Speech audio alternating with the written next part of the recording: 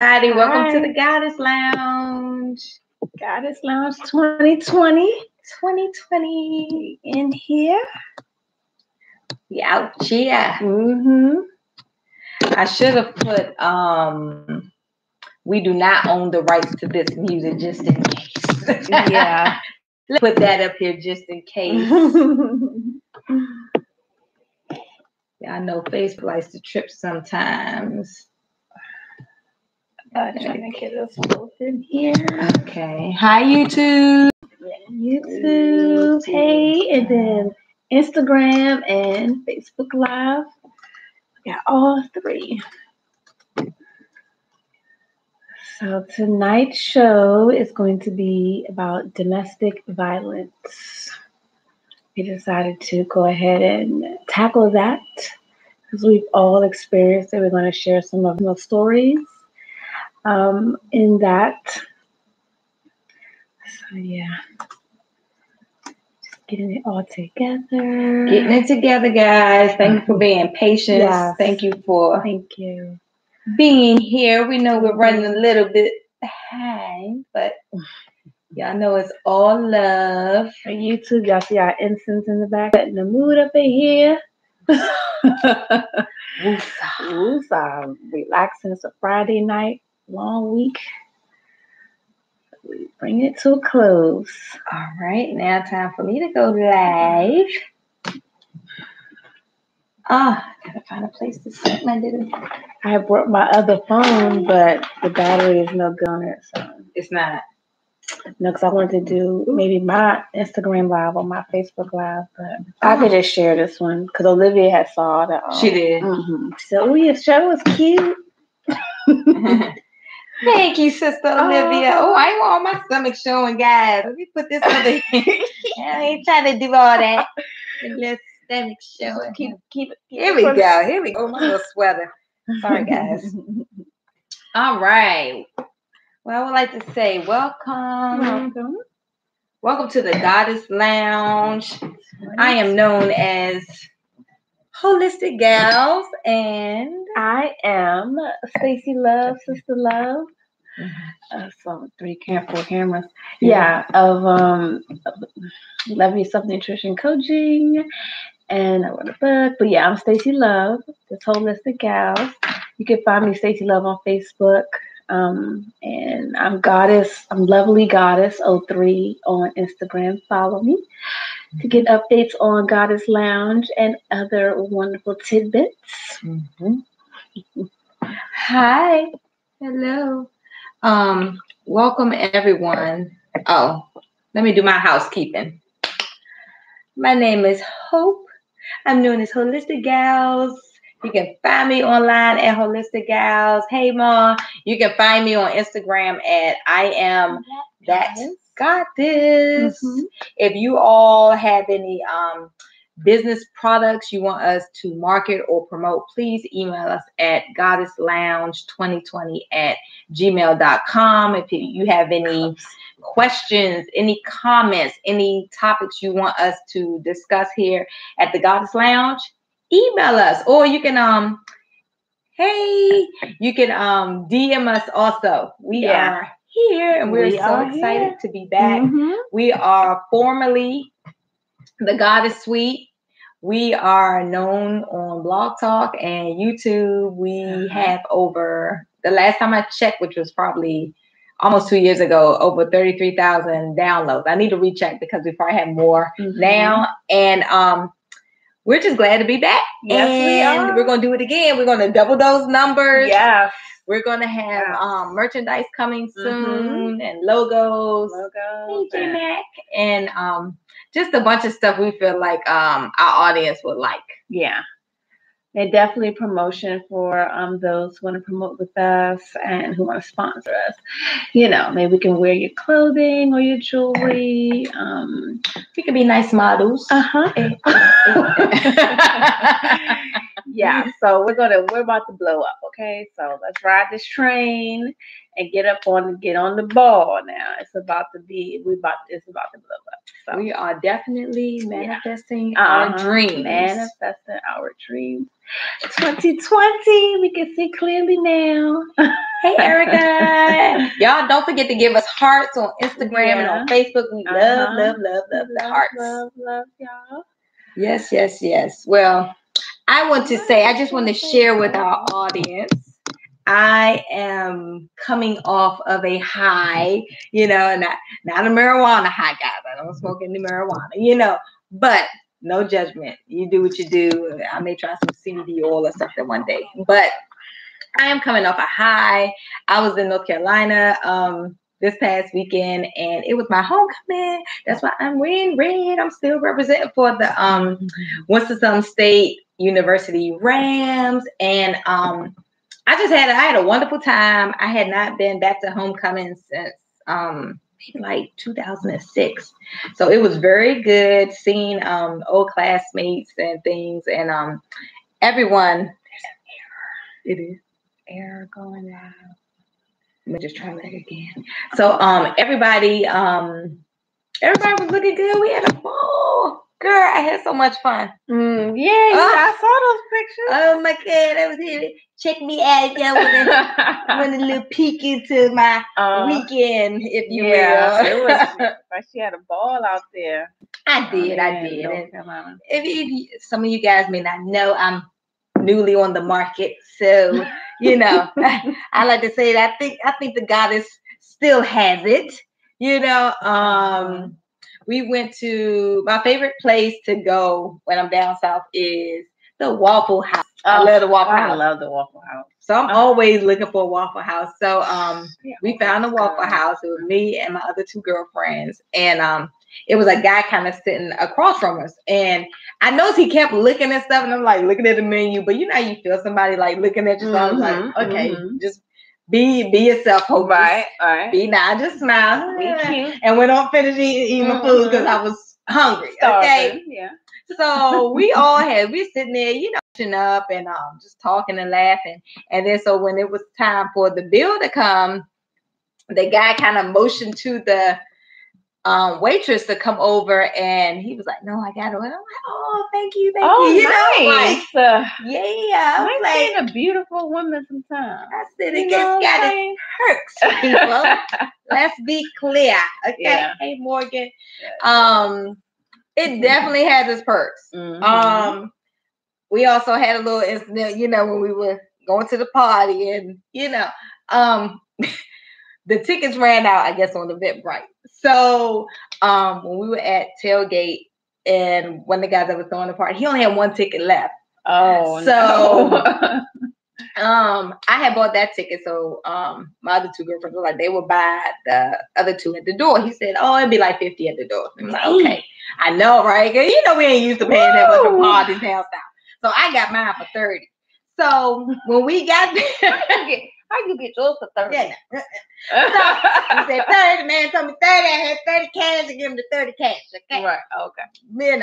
All right. Beauty has its perks. Oh yeah. So so we get we get to the party.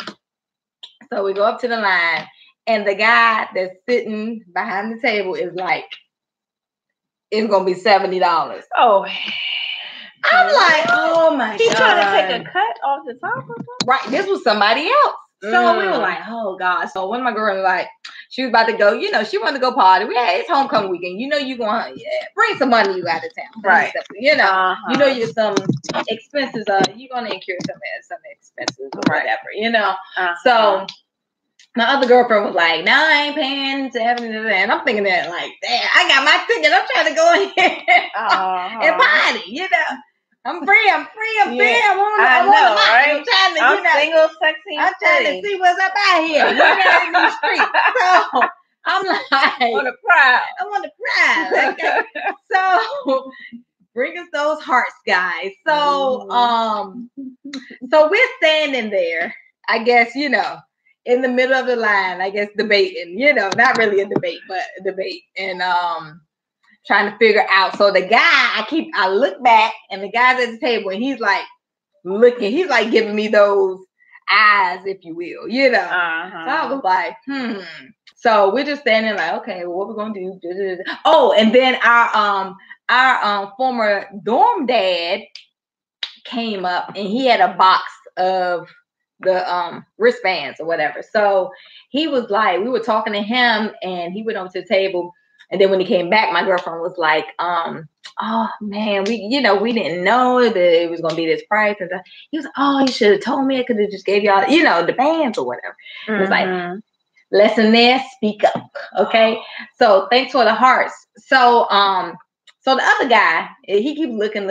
So we're standing there for about 5. I don't even know if it was 10 minutes. So then the guy behind the table kind of motioned for us to come over, and he was like, well, y'all looking nice tonight, looking real, standing there real patient, I'm gonna let y'all come in for $40 or whatever. And I look at them like, and my one girlfriend, I ain't got no cash. I was like, he got the cash. I'm like, take the goddamn cash, so we can get in this party. So I had cash, so I was like, just get back to me later or whatever. So we got into the party. So once again, Beauty had this perks. So hey, Katrina. So all in all, had a good time. Tailgate was off the hook. Cheerleaders off the hook. Our cheerleaders still got it. They still look good. We had a ball. I feel like we have the best homecoming in the division. And that's about it. That was my week in review. Now the party they were playing a lot of trap music, which was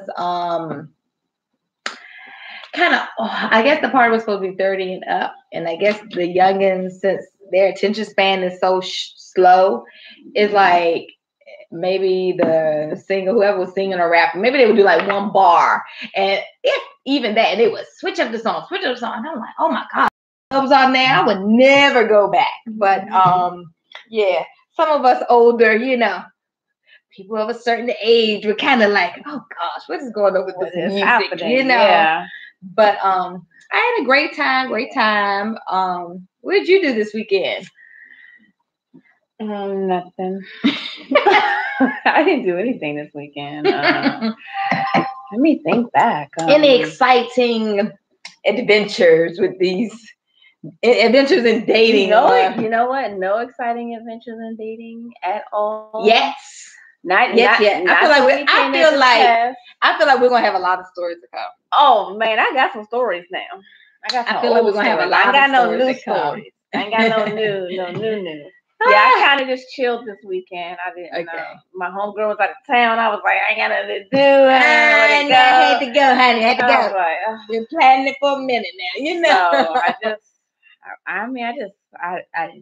So okay. Hey, it's like that sometimes. Exactly what I If we weren't doing this show, I'd be on the couch with my blanket, watching Netflix, and chilling by my damn self. You know what we should do? We should broadcast live, like from Jasper's or something like that.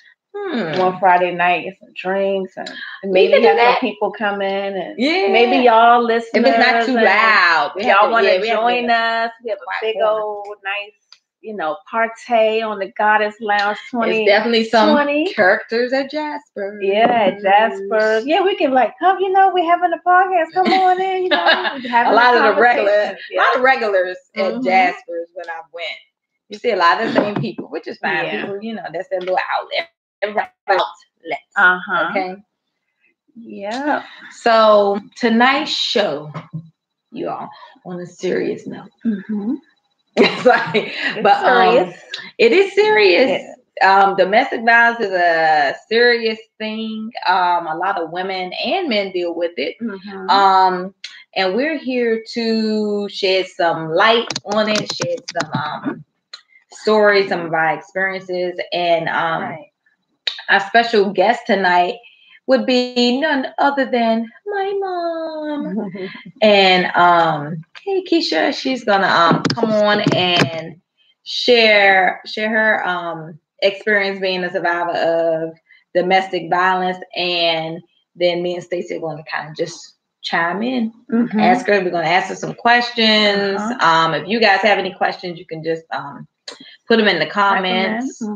And we're going to try to see what we can do about this. I feel like a lot of women deal with it. Some deal with it publicly. Some deal with it privately, in silence. Yeah. You know, and it's something that has to be talked about. Hey, Shannon. Hey, Keisha. Yeah, I think the reason why we decided to do the show, because we were both talking about our own personal experiences with domestic violence and realizing how much like it really affects like our lives. Like we've been friends since we were kids, but like some things that I've been through that she didn't even know, or things that I didn't even know. But the thing is, we had that common. And I'm like that commonality that we didn't realize. I'm like, oh, this is serious. We really need to talk about, because a lot of people go through it, but you just never know. You don't know who is dealing with what, who grew up with what, or you know. So we really need to put it out there just so people know that it's not okay. And for fellas, for men and women who are doing this to other people, how it can affect the generation upon generation. Yes. And also how you get out of it and break free and have peace and quiet and like how we did. Eternal. Okay. Well, not eternal peace, but you know. Survival. Hey, Nicole. Yes, it is a necessary topic. We are so glad to be here to be able to talk about this. Hey, Ma. Let me see. Let's see. How do we invite? Okay, Ma, I'm about to invite you on. Hold on. Let's see. Invite friends to watch.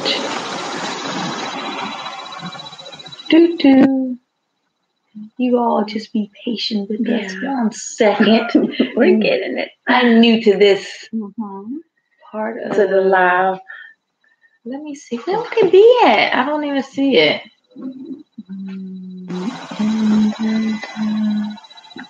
Invite. I hope it's not only on the phone. Let me see.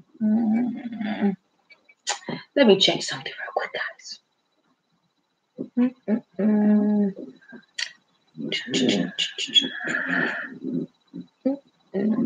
So Goddess Lounge 2020, where we're pausing, we're discussing, as you already heard, domestic violence. I am Stacey Love, also Lovely Goddess 03 on Instagram, Stacey Love on Facebook. I am a holistic nutrition coach. I have Love Yourself Nutrition Coaching. I'm also on Facebook, SMJ Nutrition on Facebook.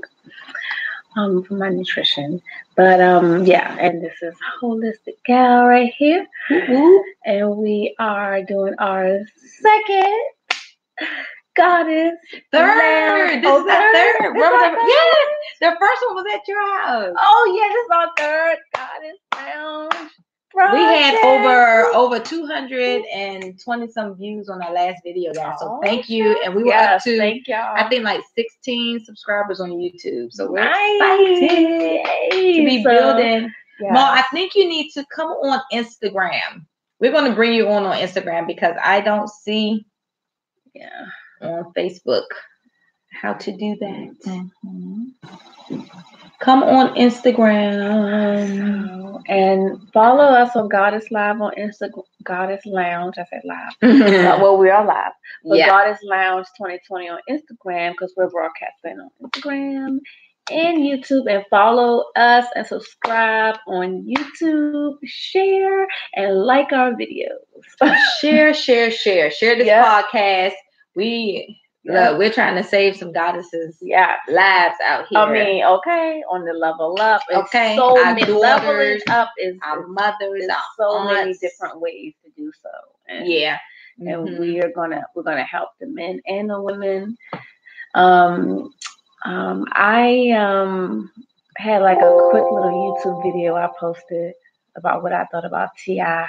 Okay. And that ridiculousness. Okay. So we'll talk about that after. Yeah, after that. Hold on 1 second, guys. She's on. Okay. All right, just sent the notification. Oh, we're waiting. There she goes. There she go. Hey. Hey. How are you?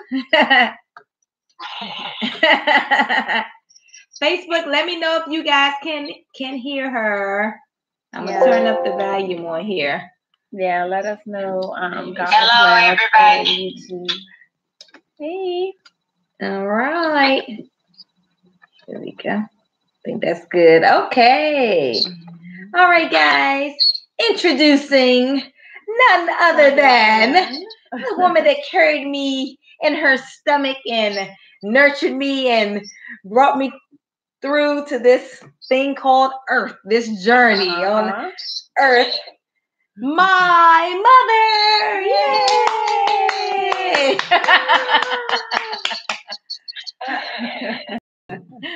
So, how y'all doing? We are good. So we're just talking about domestic violence. You know, me and you, we've had this conversation before. Both just kind of, you know, you sharing your past experiences and me sharing mine, and kind of sharing the commonalities in too. Yes, that's my mom. Somebody said that's your mother. Yeah, that's me. That's her. And so we got and then when me and Stacy were talking, we were just kind of talking. She was talking about her mom's experiences and her experience, and we were just like, "Oh my God, it's kind of like a curse, like a generational curse, you know, some things or whatever." So we thought it would be a good idea to do this show on domestic violence and just to be able to shed light on it and share our experience. You share your experience, and because it can happen to anybody. Yeah, and you just be surprised. You know, we just never know who's going through what. Right, who's going through what, and whose story is going to be able to help or empower somebody to get out of that situation. So. So I like to I want to start off. I like you to kind of just tell us the beginning of your relationship with your ex. And you don't have to use his name. You can just say ex because we don't, you know. But yeah. Okay. I met my husband when I was I went in the military when I was 23. I was doing basic training at Fort Jackson, and I met him down there. That's where we met. He was from Texas. I'm a Virgo. So, you know, and so in the first year of the marriage, I'll say, the first year of the marriage is when I noticed his true self, you know, stationed at Fort Belvoir, Virginia. And I was pregnant with my son then, my third child. I was pregnant with him. And he just, you know, where I worked around a lot of men, as be expected in the military, but a lot of them were my sergeants. They were over me, my supervisors. But I was in a unit that looked out for everybody, the females especially. And he was in the engineer unit. I was in a battalion unit. And it started with him like coming to pick me up after work. I might be standing out there talking to one of my coworkers, and he started getting jealous and stuff. And then he was like going out on the weekend. We never went out. You know, I was always home. You know, the mother, because I had a baby then. And as it progressed, a couple years later, then I had my last child, and he really started going out to the clubs on base and whatnot. And so he just started, you know, coming in drunk, real drunk, talking about, I met your past tonight. And I'm like, what past? I don't know all of these people on base. I didn't grow up with them. So what's going on? And then one of my coworkers that work with me and they go out to the NCO club a lot, had mentioned to me that she had seen my husband at the club with some other woman, and I didn't know the woman lived like 3-4 buildings down from us, because at that time I think I was pregnant with my youngest daughter. And so he would come home with an attitude, and wanted to take things out on me. It gotten to the point where my stomach knew when I was going to be in an argument before he got home. That's how much the vibe was. I just started shaking for no reason. And when he come in, then he wants to argue, just throwing stuff up in my face, and who's that you were talking to at work, and who's that you were talking to at the PS. I mean, just jealousy start playing in. But the real thing was, he was the one out there running the street and cheating. I didn't know nothing about it. It's true when they say the wife is always the last to know. I was the last to know. Right. So it had gotten to the point where one day he came home. It was a Friday evening. A couple of his co-workers were with him. He was sitting in they were sitting in the living room. I was back in the bedroom, hanging up clothes or something. And it was around about 5:30 in the evening. So I was like, all I asked was a question: where are you going? And why did I ask that? He just went off, started fighting me. I was down on the floor. Oh my God. He was about to choke me out. And I saw this rifle because he had bought this gun, right, from somebody. And the gun was up on the closet shelf. And I'm laying there. I can't move. I'm like 120 pounds, and I'm looking at the gun and I'm like, Lord, I'm talking inside of my head, Lord, please help me get him off of me. Because at that point when he was trying to choke me out, I started seeing my babies flash before my face. All my babies I started seeing flash before my face. And from somewhere, God gave me the power to kick him off of me. He was like 160 pounds. I'm 120 pounds, So I finally got him off of me and ran to the living room, because the other two guys was in there.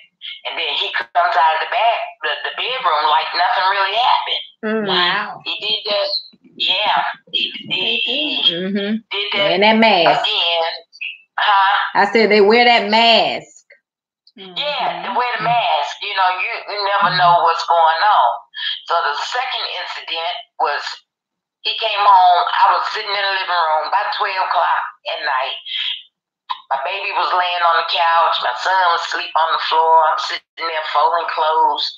And he come in about 1 o'clock and start throwing things, And at this time, his brother, Larry, was staying with us, And he was back in this room, sleep. So he comes in, start throwing things, wanted to fight me and everything. And I grabbed what I could with my two babies, took them to the car. His brother came out. He was like, man, what's wrong with you? That's your wife. Why are you doing that? And he was like, man, leave me alone. You need to go back in your room and mind your business and stuff. So he went in the bedroom. And when he went in the bedroom, I grabbed up some clothes. And granted, it's 13 damn degrees outside. I had flip-flats on, my military pants, and my military T-shirt. I grabbed what I could. I got in my car, and I didn't look back. I went to my parents' house, and I stayed over there. He was calling, please come back. We'll go to counseling. I'll make it right. Like I told him on the phone, I said, I have cried my last tears. I have no more tears left. I have no more. Because you almost killed me. And I'm not leaving. One thing for sure, I'm not leaving my children motherless. Right. I'm not the one. So I never went back. About a week later, one of my coworkers had called me and said, Scarborough, did your husband's pictures in the post office? I was like, huh? She was like, yeah, your husband's pictures in the post office. They looking for him. I was like, who? Come to find out, was not only an alcoholic, but he was doing cocaine. He went over to Alexandria, Virginia, in the projects, and on a dare, shot a guy in his head, point blank, period. Wow. He, the police had called me. They were looking. They thought maybe he was coming to me. I always had going to work. I had to look over my shoulder every morning. I stepped out because I didn't know if he was, like coming for me. Right. And so eventually they caught him. They got him for murder. He did 8 years down in Staunton, Virginia. That was the end of my abuse. So any other relationship I had after that, I didn't have any abuse because it made me stronger to not have to go through that again. And I would tell any man that I dated, you're not putting your hands on me. If you don't agree with me, then move on. Time waits for no one. Kick rocks and move on. Right. You're not putting your hands on me. Right. And that's why it when I say it made me stronger, anytime I had a friend, Doris, that was one of my military co-workers, and she was in a domestic with her husband, and her husband tried to threaten her, and she was from Rocky Mount, North Carolina.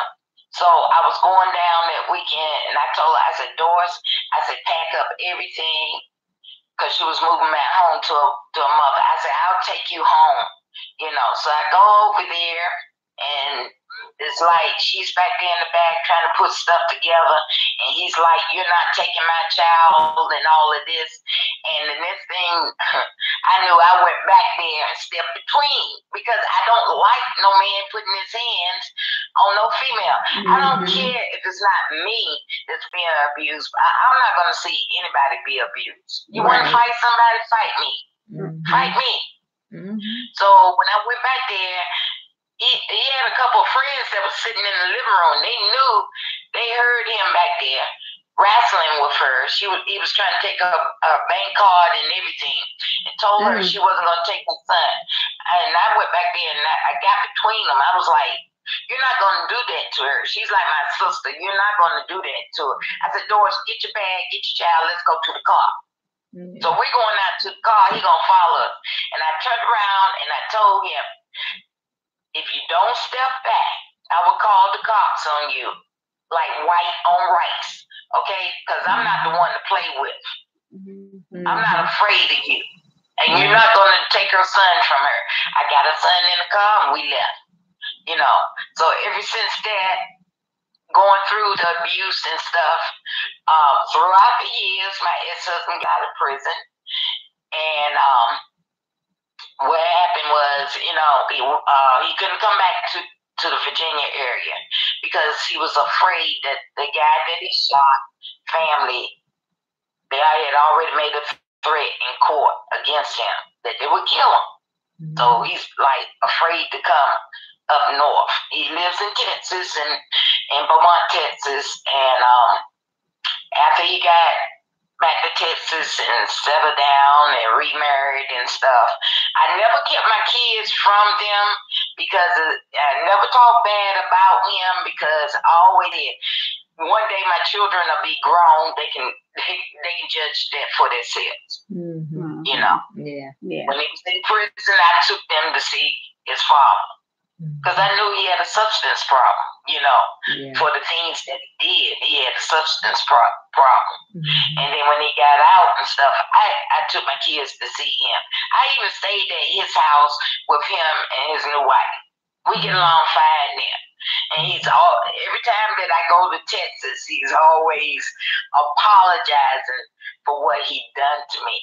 And I have to remind him I had already forgiven, because you can't go back and fix the past. You can only move forward. So if you can grow from what you did, then that's fine. I don't have no problem Yeah. You know. Right. And up to this day, I don't have a problem with him. He come by my daughter's house.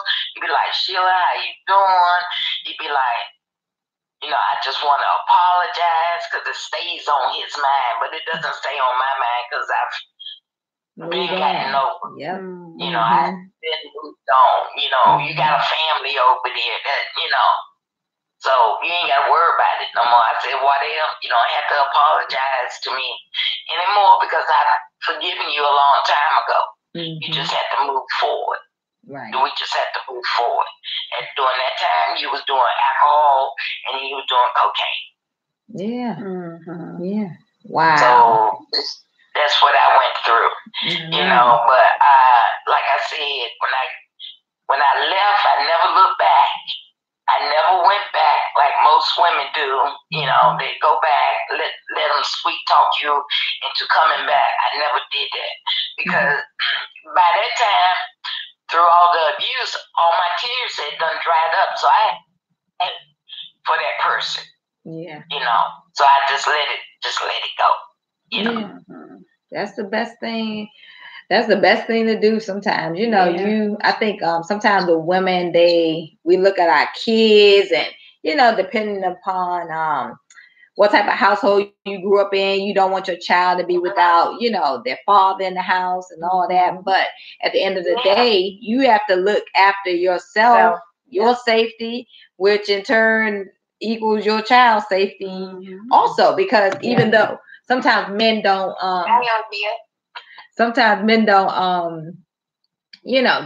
they may not deal with the kids, but if the mom is being abused, it's going to affect the child also. Absolutely. Yeah.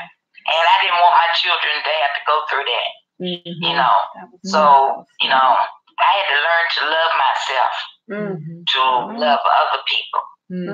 So that's how I dealt with it. I had to love myself first, and I didn't take no crap off of any other guy that I may date. I let them know up front. I'm not that one. Right. You don't even want to tangle. You don't even want to tangle with this. Right. I know. That's how you look. Don't come for me. Stay over there with that shit. Okay. Look, Uncle Sam trained me to be a killer. Okay. So natural born killers over here. But you don't want that. Yeah. But that was the only abusive relationship I had, and that was with my husband. So do you think, I know you didn't grow up seeing any abuse in your household. Do you think your ex saw abuse growing up? I didn't have no abuse in my family. My mother and father, they fussed, but then that's all they did. There wasn't no hands on hands. They just fussed. Right. But on my husband's situation, he grew up in an abusive home. His mother had 13 children. He was number 13. Let me see, not number 13. He was number 12. Yeah, I think he was number 12. And his father was alcoholic, and he was an abuser to his mother. In fact, his mother, his father pushed his mother off the ladder one day, and she was pregnant with the 13th child, and she died. And then 2 weeks later, he died on the railroad track. He was hit by a train. Okay. So my ex-husband grew up without male mentors in his life. His oldest sister raised him as a baby. So he was 13. So he was a baby when his mom passed away. And they say that abuse, all that stuff it's like everything is in our cells. Yeah, it is. And it gets passed down. Yep. Yeah. Passed down through generations and stuff. So even if a pregnant woman is going through trauma, the baby is experiencing that trauma too, and it's as if they were there in the room, and the stress and all of that. It all goes to the baby. It's programmed into their cells too. Yeah. Yeah. It happens. And so that's why I tried to talk to, I used to do Uber up in the DC area, and I picked up a lot of young girls that had babies and no baby daddy around, or in an abusive relationship with the baby daddy. And I had to tell them, you got a girlfriend. It ain't about no man. Mm-hmm. I said, you got them babies to raise. You got to love yourself first before you can love anybody else. You have to believe in yourself to be strong enough to raise your children. And I know it's hard. I was a single parent. I raised my children, with my parents' help, and still raised two others. So I know it's hard, but the struggle is real. That's what happened. Because little do we know, when we come onto this earth, we've already wrote our own life history, our own life story. So we had to go through the trials and tribulations in order to understand what life is. Period. Yep. That's true. That is so true. One of our we have a cold world out here, and you see too much of it where the mothers are in relationship, and they end up getting killed and stuff, and the children are left homeless. No child should have to go through being motherless or fatherless in their life. Yeah, that's true. We have a one of our listeners said, I stayed and went back probably 9 times because I did not love myself. Yeah, we is when we do that. I only did that once. I went back once. That was like during my first year.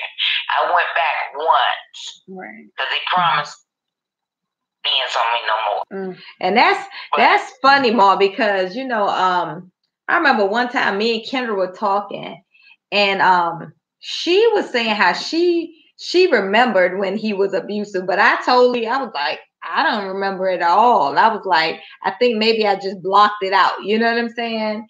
But she was like, she could remember him, when he would come in drunk and be yelling and fussing. And she was saying she would just take me and kind of just be in the corner with me and maybe get on the phone and call Nene and tell her, she was like, I had to remember the phone number. So she would just call. But I was like, that's so wild, because I was like, I don't remember that. I only remember, I remember him coming over to the house after, he was, being, he had one of his episodes, he had been violent. And I remember he had flowers, and I remember he had some sip-ups. And he was, remember he was crying. He was sitting there crying and apologizing and stuff. And I think I was sitting on the steps just kind of watching, looking, not really, understand. I'm just like, hey, what happened? But yeah, the rest I don't even remember. Subconsciously. Wow. Yeah. I went back one time, and after that, I didn't go back no more. So I didn't want to die. Yeah. Right. Yep. Right. I didn't want to die. I didn't want to see what was coming. You go back, they be all right for a couple of weeks, and then the next thing, Dr. Jekyll is back again. Yeah. Yes. Come on. They romance you, man. Afterwards, they become that person. When he's out there cheating with some other woman, and my coworker told me like Scarborough. Look, I saw your husband at the club last night with this woman. Because I didn't go out to the club. I had 2 small kids. Wasn't out there partying. Right. And her and some of my other workers would tell me and whatnot. Come to find out, the woman lived 3-4 buildings down from me. Like they said, the wife is always last to know, and I was the last to know, about that going on. And she was like, yeah, he got into it with the woman at the bar and stuff, and it was just so much mess. But shoot, when I left. I didn't go back for a second time. I didn't look back. And thank God that I was in the MP unit, military police. Shout out. That where I had big brothers in there that knew what I went through, they had my back. Yeah. Thank God. All Thank I God. had to do was give them the word. They had my back. These were my second family, my military family, and we was like, everybody's like this. Right. We look out for our own. Yeah. And they told me, just give me the word. Just give me the word. I can have them knocked out. Give me the word. And you know what? You know what? I have to say, thank you thank you for family. I'm grateful for family and friends that truly have your back when you're going through those situations. Yeah. You know what I'm saying? Because I feel like a lot of time abusers, they try to separate you from your family. They don't want you around. Yeah, isolate you. Good word. That they don't want you there, because if you're around your family too much, your family's going to pick up on your vibe. They're going to know something. They're going to know this is not the same person. You know what I'm saying? They know. Your family and friends know. So I think they do a good job of trying to isolate you from your family so they can kind of, control you and keep you to themselves. So nobody will know. And then you have those abusers who completely have a different personality and so charismatic. Well, those are the narcissistic. Yeah, the narcissistic. So charismatic, and people would not believe you if you tell them what that person do behind closed doors. And they're like, oh, they always want to have get-togethers. Always want to have family over. They just want to always do this and do that. To try to make this huge persona of themselves to everybody. But as soon as you get in that car and close that door, they're a whole different person. Oh my God. That kills you. I know. When I left him, it's scary. The only time I went back was the rest of my clothes, my baby's clothes, my baby's crib and stuff. Hold on, Ma. Hold on 1 second. So this is how you get sweet revenge. Okay, go ahead. So one day I needed to go get the rest of my uniforms. I only had like one uniform. My kids needed their clothes. I had a baby. I needed her crib and stuff. And so I went and it wasn't there. He wasn't there, or his brother wasn't there, because their uncle had died, so they had flew to Texas, right? So the next day, I tried to use my key. He had changed the top lock. I couldn't get in. So I had my cousin with me. So we kicked the door in. This is a metal door. I remember. Oh my gosh, I remember using military boots on that door. Yes. So me and her both were kicking the door. We done bit the door. So I had to end up calling a locksmith. So the locksmith came and I said, I locked my key in the house. I said, I locked my key in the house. My husband left the top lock on. I can't get in. So I paid a little $40 for him to unlock it. So I go in there. There's nobody there. So I see the boxes in the hallway with some of our clothes, packed up. So I'm going through there, go to the bedroom, and I see this woman's outfit laying on the waterbed. Right? I said, Dad. I said, what woman is that? This was the woman he had took to the club. Right. She done called herself moved in. She had her clothes hanging in the closet. The fur coats. Remember the fur? She had fur. I remember this too, though, because we were with y'all, and she had fur coats. She had leather coats, all her little dresses and shit. I guess she was, on the scene, honey. So my cousin found I had a machete knife, like they use in the mess hall at the military food facility. So I had a long one. So my cousin said, I tell you what, we're going to fix her ass. See, she done left because the lights were on in the house. When we went into the apartment, the lights was on. So we thought somebody was in there, but wasn't nobody in there. But she had laid her clothes out to come back later to change, I guess, to go out. So my cousin went in the kitchen. She got the eggs out of the refrigerator and cracked them on the floor in the kitchen. And she took some flour and poured all over the kitchen floor. She said, because when that bitch walk in, she gonna slip and fall on her ass. So I took the machete knife. I went back there. I stabbed up the water bed. And the reason why I stabbed up the water bed was because my baby's crib was not in the room. You know, gave my baby's crib away. So I said, you gonna give my baby crib away? I'm gonna deprive you and your woman of your bed to sleep on. You'll be sleeping on wood tonight, okay? Because granted, he's in Texas. He wasn't in Virginia. He was in Texas, him and his brother. So I went through the closet. I cut up everything she had in there. Okay. Period. Period. Water poured from the back bedroom all the way to the living room. Like an ocean. Yeah, a brand new stereo system sitting in the living room. I took it. Oh, Mama. Thank you. Thank you kindly. And his name was on that lease. So anything she brought in there was mine. Yeah. That's right. Because she was a bold something to come move up in a married man's apartment. And that's what you get. You know? She let clothes like she about to go out that night. She was out of town, honey. She was out of She town. had a little mini dresses. This was in the 90s, right? No, the 80s. Out on the bed. I said, it's gonna be a wet outfit for you to put on when you come back tonight.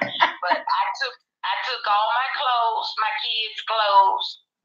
I took the stereo system too. Yep. Thank you. You're like, thank you kindly. Okay. And I'll take that. And what happened when he got back? She had him call the police on me. So the police called and said, "Did you take a stereo system?" I said, "I sure did." I said, because she said, but it was Miss Smith. I said, no, Miss Smith's name is not on the lease. My name is on the lease. Miss Coleman's name is on the lease. Right. Okay? So anything that she brought into my house, guess what? It becomes my property. I can take what I want. I've already talked to a lawyer. The lawyer told me I can take everything in their house as long as I leave him a fork, a knife, a spoon, plate, and a glass. Your last meal, okay? It's not nice to play with Mother Earth. Okay, literally. Literally. Let her tell Mama. Okay, let them know. You know? Yeah. You gotta teach my head. It's That gonna is so cost wild. to play. Yeah. Don't play me. Go play lotto because your chances just might be better. That's all I Chances can better. say. But I am not the Don't one. play me, play lotto. Your chances will be Your better. chances are better. Yes. I love it. I'm gonna say that. I'm gonna use that. Yeah, I'm using that one for a while, honey. Constantly had the police calling me. I got something that don't belong to me. I said, prove it. Prove it. Yeah. Why wasn't it in her house? Prove it. And during that time, she was renting to own. So she had to pay for something she couldn't listen to. Exactly. You know. Oh my God. Oh my God. But that's how I dealt with that. Yeah. That's the best story ever. I know. But we definitely say Ashe. The sweetest revenge. Ashe. That's the sweetest. That's the sweetest revenge. And best get I back. love myself. Okay? Yes, that is the goal. Self-love. On me. And men take so advantage of women's their thinking process and think we're weak and stuff to allow that. You know, love, like OJ said. I mean, who was it saying that song? Love don't love nobody.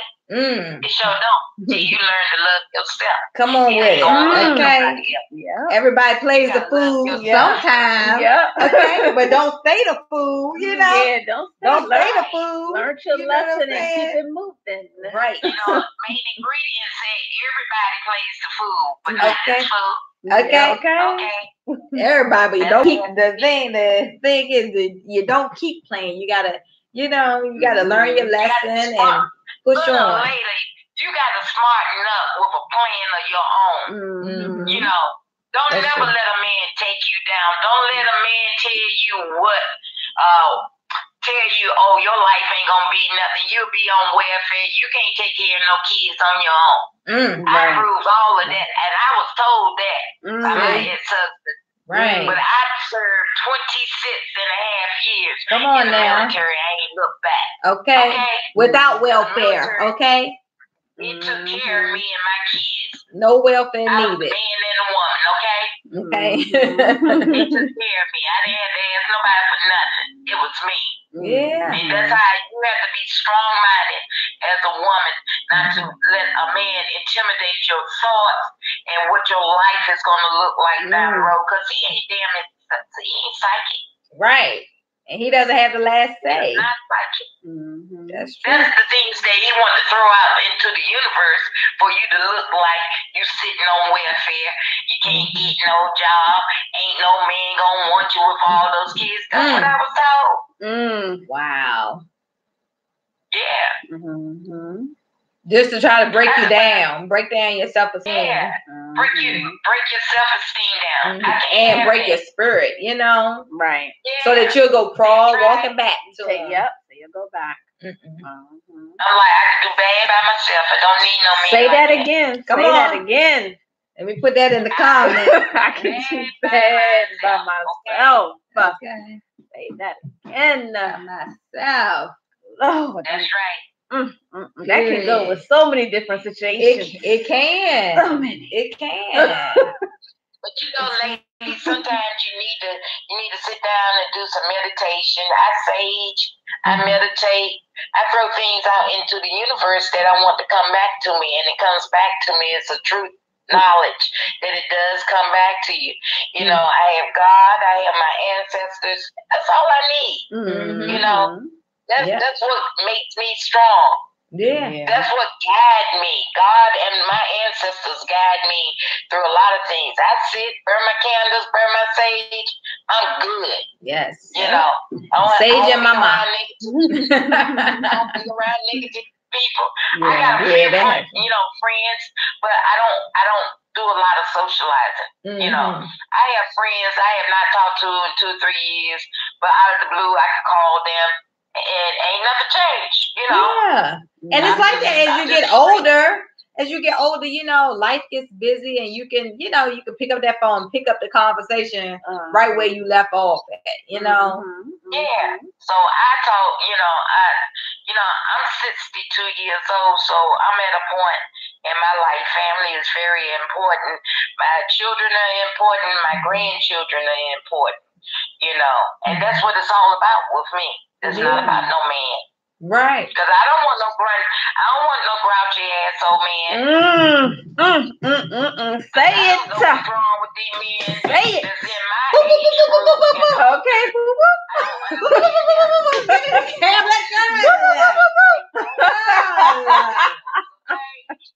Right. I ain't going with no older man where I got changed diapers and you want to be nasty. Okay, you with your sick ass. You know, excuse my language. Seriously, to finish my look.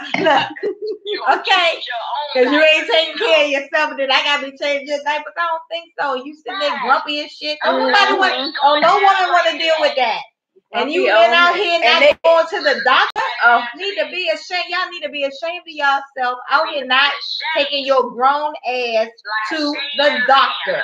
And y'all need to be ashamed of yourself putting that on your family, your wife, your child. I mean, don't take care of yourself. You get one temple, take care of it. I don't understand that. You know what I'm saying? Then you want somebody to have to take care of your big ass. And I worked in, I'm sorry, y'all, but I'm triggered. Go ahead. Let it out. So, working in healthcare, it's like you see, and especially you see a lot of African American men, and they're having these strokes, okay? Because first of all, the blood pressure is high. They don't die. They don't exercise. So then their doctor gives them, some of the ones that do go to the doctor, the doctor gives them a prescription for high blood pressure medication. You don't take it because then your penis down to whack. Okay. So you rather have a stroke. Okay, you rather have a stroke. Your penis is not working. Yep. So you rather have a stroke. You know what I'm saying? It's like, it's not worth it. It's like, look, First of all, change your damn diet. Get you some herbs. Please. You know what I'm saying? Because it's like that's not fair to put that on your family because majority of these diseases are preventable. So it's like, why the fuck would you put that shit? Why would you do that? To your family. Yo, take care of your temple. Yeah. It's disgusting. Let yourself go. And then no big old belly and all that. Nah. Right, take care of your body. And then they be grumpy. I'm telling you. Right, and they they be grumpy. Old, they do be grumpy. They do be grumpy. I'm not deal with that shit. I'm sorry. Life is short. You can ask them a nice question. They snap. I'm like, who you think you talking to? I'm not no kid. Anybody dealing with that? Yo. I'll be by myself before I deal with that. That's a grumpy man. Okay? I cannot. Yes. I cannot. They're not happy with themselves. They didn't plan their long-term living. Okay. Retirement. They didn't plan it. Right. Ain't got no pictures. Ain't you know.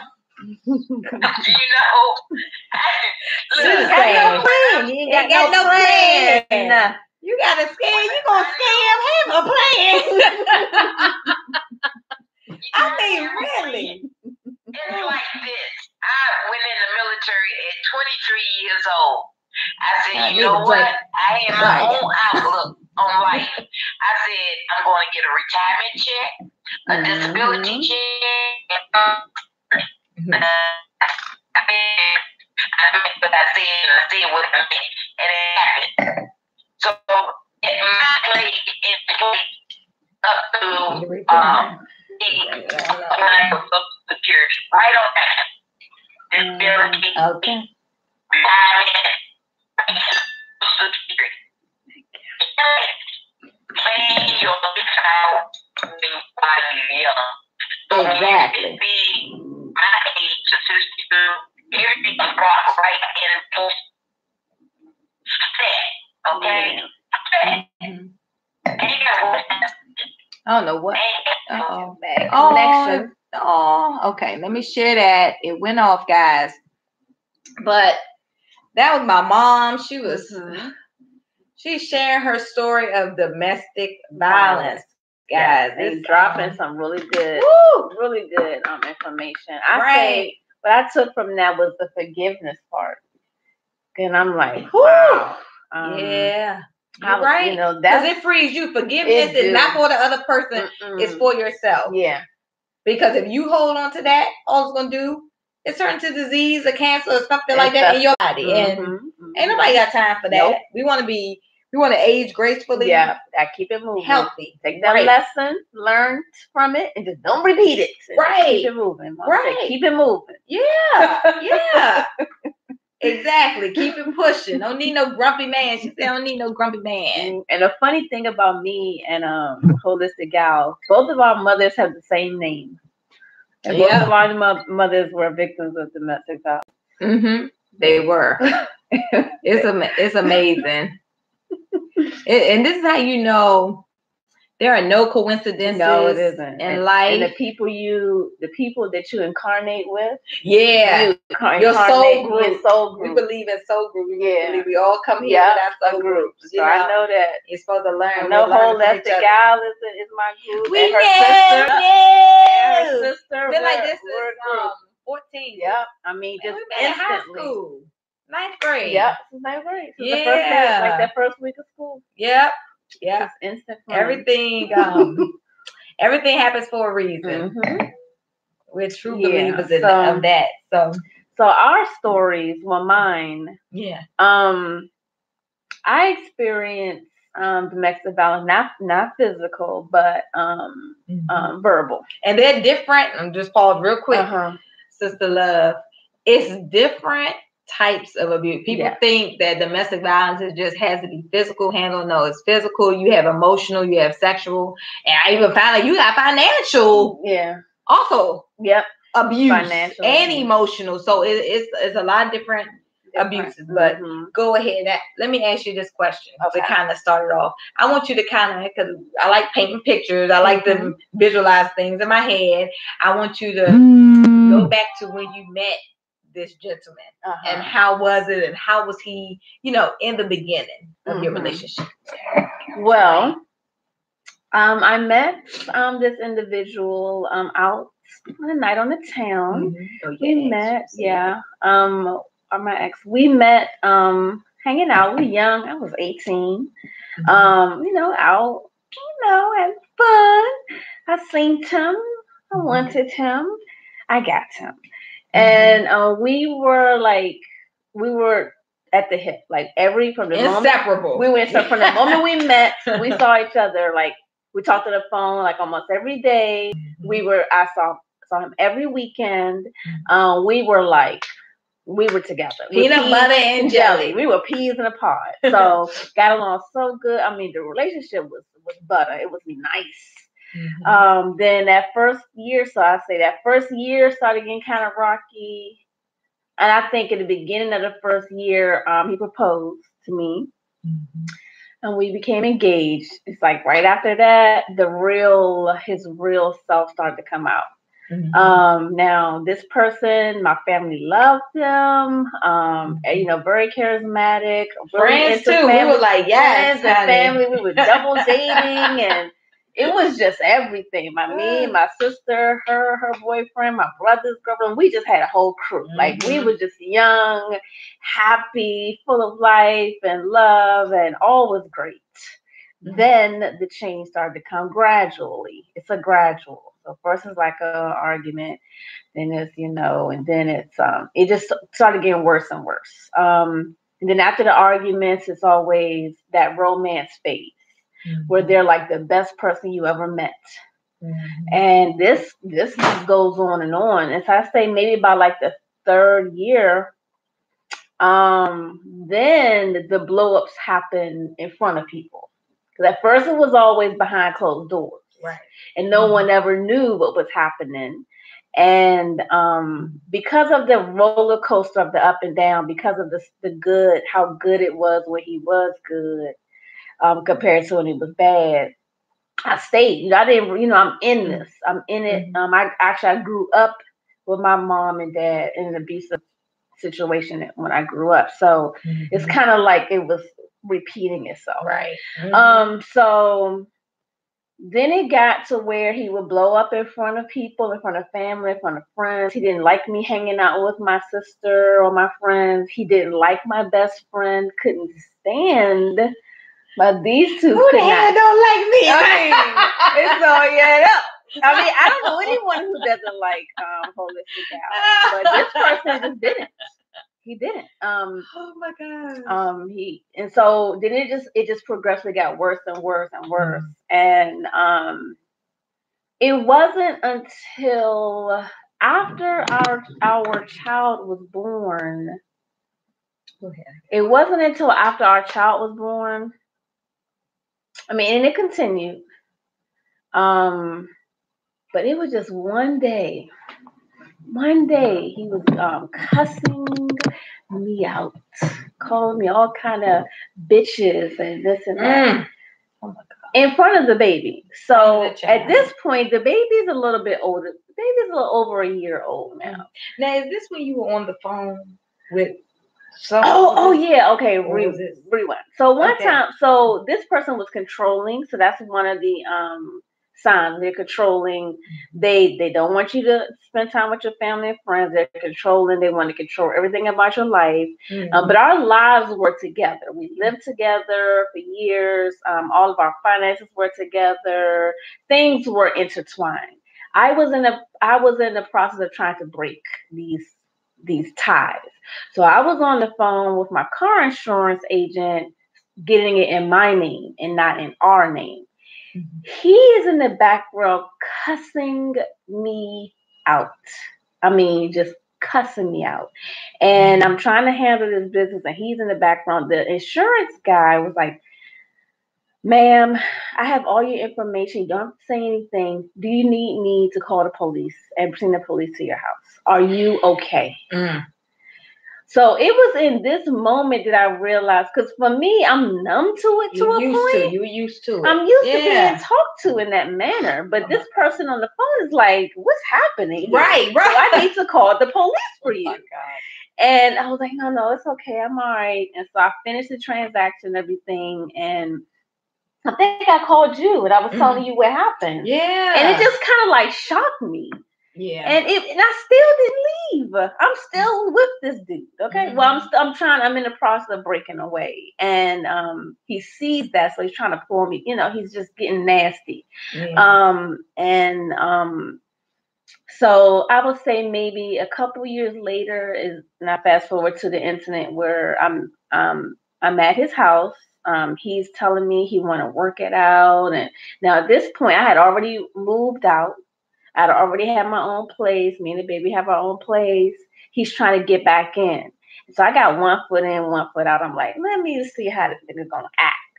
So, and he acted out. He cussed me out. So I'm looking, the baby's on the floor. I'm sitting here. He's here just going off on me.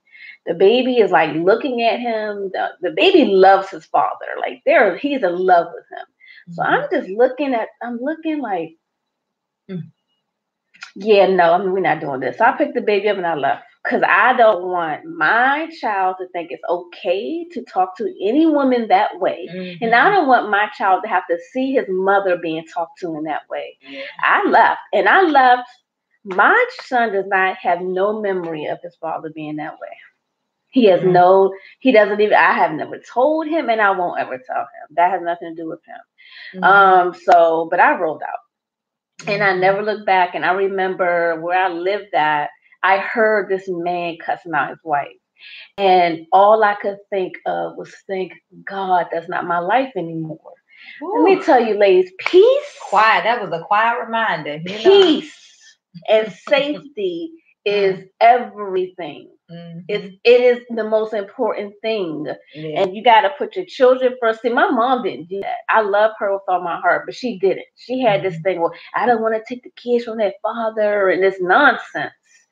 And what she should have been left. But anyway, but me, I didn't want to have my child suffer the way I had to suffer through this bullshit.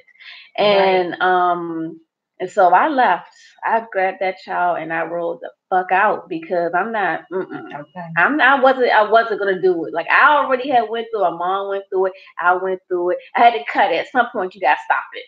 Yeah. And I don't want my baby hitting on no woman. That ain't happening. Or even cussing at a woman or screaming at a woman or spitting on a woman. Yeah, this dude spit on me. Right. Oh, God. Yeah. I remember when you called me and told me, and I was like, yeah. What? With the baby in my hand. I was just like, that's the most disgusting thing you can do. The most disrespectful shit. Now, since then, we're going to talk about forgiveness. Bring it to the end. We'll talk about forgiveness. Since then, he has apologized to me profusely for that spitting thing. He said, I'm so sorry for doing that to you. You didn't deserve that. So he's apologized for that. Now he was not a good boyfriend. He's a wonderful father. He is a phenomenal dad. I don't have no complaints about that. See, and I separate these two. Like his relationship with his son has nothing to do with our relationship. It's two separate entities. So, and he and I are actually friends now. We're cool. We kick it. We laugh. We joke. We have a good time and everything. I will never be with him anymore. But and I respect him as a father. He respects me as a mother. He's told me that. So we are co-parents. We're like the best co-parents ever. And so he is a phenomenal father. I've sent my son to live with his father for a period of time. He takes care of his daughter. He's a single dad. So he's awesome on that. He's not a good relationship guy, but he's a good father guy. Throw the whole relationship piece out. Yeah, just throw it out the window. Your role to come here to be a parent. At least to me, he's not. I can only speak for I can't speak for someone else. I'm not gonna put her up in something. So yeah, at least to me, he wasn't a good relationship for me. Wow. And I say that because of what I went through is why I continue to be in a relationship, but also because of how I grew up is why I finally got out of it. Yeah. These are two, it's like they both played a part in it. But yeah, I experienced personal as a child and as an adult domestic abuse. I've never been hit by no man, but I have been spit on and cussed out. Abuse is abuse. It is, and cussed out. It don't even matter which, because I think sometimes people try to categorize. Oh, we know he's never put his hands on me, but if he's sitting here cussing you out the top of his. Yes. Words are worse. Wounds heal, but words play over and over in your mind. And the thing is, I was never afraid. I was never afraid. You were probably used to it. Because you had seen your mother go through it. You had seen that. Yeah. So that was your normal, really. Right. You know what I'm saying? It really was. So cussing somebody, you like, that ain't he ain't hit me. So you know what I'm saying? Like the extremes of what happened with your mom. You're like, well, no, it ain't get to that point, so it's not. You know what I'm saying? Because we as women will make excuses for it. Yeah, we do. You know what I'm saying? Yeah. So I did, and I stayed longer than I should have. But I remember that time. Do you remember we went out to the movies? We double dated. Okay. We had a good time. Remember? Yeah. We all had a good time. It was the end of the night. We were like, "Oh, cool. We're gonna take pictures." Back in the day, they had the little cameras or whatever. Or take pictures. And I'm trying to think, did he not want to take the picture? Oh my God, it was something, but he just like started yelling at you and cussing, and I'm just like, what the fuck? Like, it was so scary because it just came out of nowhere. And he was just nice and smiling and such a gentleman and charming, like all night. So charismatic. Oh my God, yes. He is so charismatic. Well, he came to say he had taken that picture. Oh my God, it was just like, what? Like, I was so scared. No one would ever believe. Right. My family loved him, and they all wanted us to be together. No one knew. Yeah, they didn't know. Yeah, because we as women, we'll hide. We hide stuff because I knew nobody wouldn't believe me because of how he was. Right. He just. They'd be like, "What did you do?" Yep. Like you must have did something. He would be, "Hey, okay." Then we get in the car. As soon as that door closed, he would just cuss me out, scream on me on some stuff. So did you ever see like triggers, or did you ever? Were you able to? Could you narrow down like, okay, he's about to cuss me out now. I did this or I did, like just now, like I was in my 20s, like late teens, early 20s. At this point in our interactions, I know what his triggers are. Yeah. Like I know them now. That's why we're friends, because I know how to deal with him. Right. I know, but when I was young, I was like, it's all about me and whatever. I don't care. Do this for me and this. I was that. I wasn't. Right.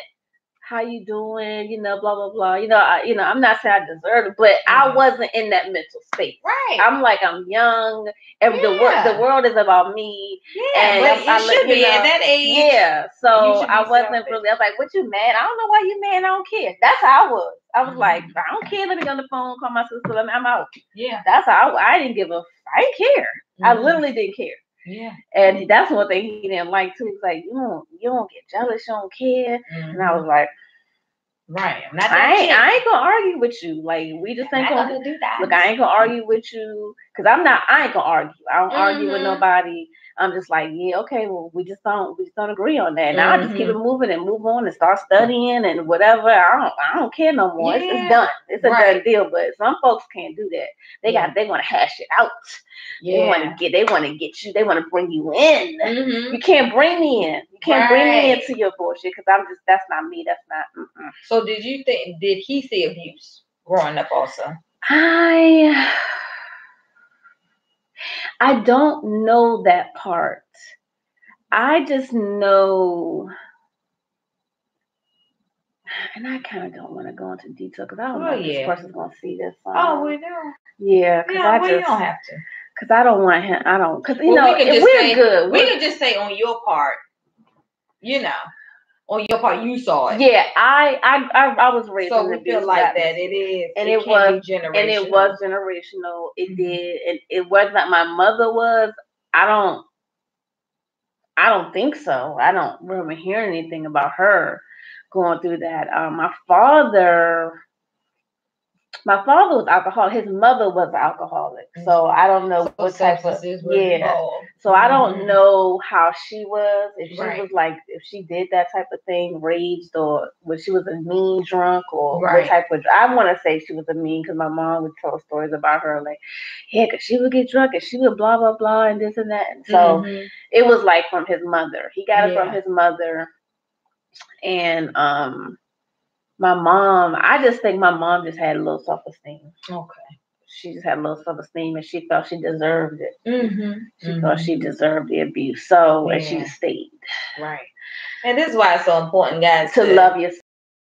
You have to teach your daughters that you are worth it. I don't care what you know, what you look like, what size you are, but you have to teach your daughters to be confident and know who they are, so they won't just accept any old thing from a man. And it's important for fathers to be in their daughters' lives, because men look at that, especially men that are narcissists, manipulators. They look at who's in her corner. Oh, okay, she ain't got nobody, ain't no real men here that's going, check me or whatever. You know what I'm saying?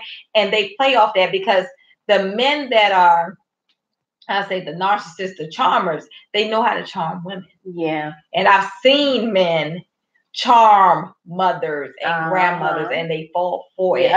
You know what I'm saying? Aunts, and they, he's so nice, and he calls me sweetie, and he eats all my food, and says, yes, just man, little certain stuff. But the whole while you looking like, you don't see this. Right. This dude is crazy, but he's not what he appears. Right.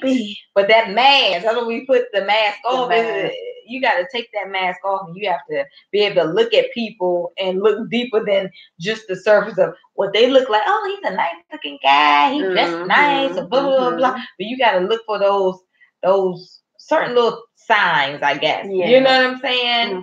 Just getting snappy, I guess, over little short stuff. Being jealous. You going to work, and I don't want you talking to nobody at your job. Yeah. So, but I have to just put this out. I forgive him. Yeah. I love him. He is the best father that I could have picked for my child. I grew up with that person since I was 18. He is reliable, dependable. Looks out for me and our child, and we're not together in that way in any way, shape, or form, but we have a respectable relationship, and I just have to just put that out there, because I don't know if he may get a whiff of this video, and I don't want to scream on me, because I'm not trying to bring out the. Well, no, and at the end of the day, it's about me. Yeah. It's about my experience, and it's about the future women that are out there that are dealing with domestic violence. It is what it is. Life, like we said, rule number 1, Earth is school. Yeah. You know what I'm saying? So you learn stuff from the situation, and hopefully he did too. And this is we're not using this platform to bash men, but we're trying to shed light on domestic violence. And sometimes, a lot of times, women don't get out. Yeah, they don't. Unless it's in the morgue. In the body bag. So sharing our story that we can help one person, you know what I'm saying? Then amen. Yeah. You know what I'm saying? Yeah. We can share our stories and just help somebody. So it's not about them. They have to reach within and search for their healing on their own. Individually, yeah. Right, on their own, because we can't, you know what I'm saying, can't change what they're going through, or the reason for why, they behave the way they did. And speaking of that, the victims or the survivors, what do we have, like, to help us to, like, move past it, like, emotionally? Because that stuff is still there. Yeah. Like, the trauma is still there. I feel like I was watching Red Table Talk the other day, and they had an episode on domestic violence. And I think the first thing is just releasing it. Yeah. And talking about it, and kind of talking through, like we were talking about it. And then we were talking about our moms, what they deal with and dealt with, and how the situations were similar. And I think that's the first step, is talking about it. And then I think I'm a, component of counseling. I believe, you know what I'm saying, counseling can help. Counseling. Meditation, of course, forgiveness. Releasing. Yeah, just releasing it, you know. And sometimes, shoot, just a good old fashioned cry can, you know, can do a lot. I tell you, I have not forgiven my father though. Yeah. I did at first, but then I brought it back. I said, nah, I ain't gonna forgive that dude. Yeah. So, but you know, I do. I mean, and as your mom was telling her story, I was like, I need to forget my dad. I forgave my son's father. I need to forget my father's father. Yeah. So I got to work my own. Yeah, we all, girl, we all got stuff. If you on this earth, you have stuff. So don't even worry about that. But, So I mean, and it affected how I dealt with men in the beginning. Like I say, my relationship with my father is how I dealt with men in the beginning. Right? Having a son helped me to kind of soften up a little bit to men and understand men. Because at first I was on that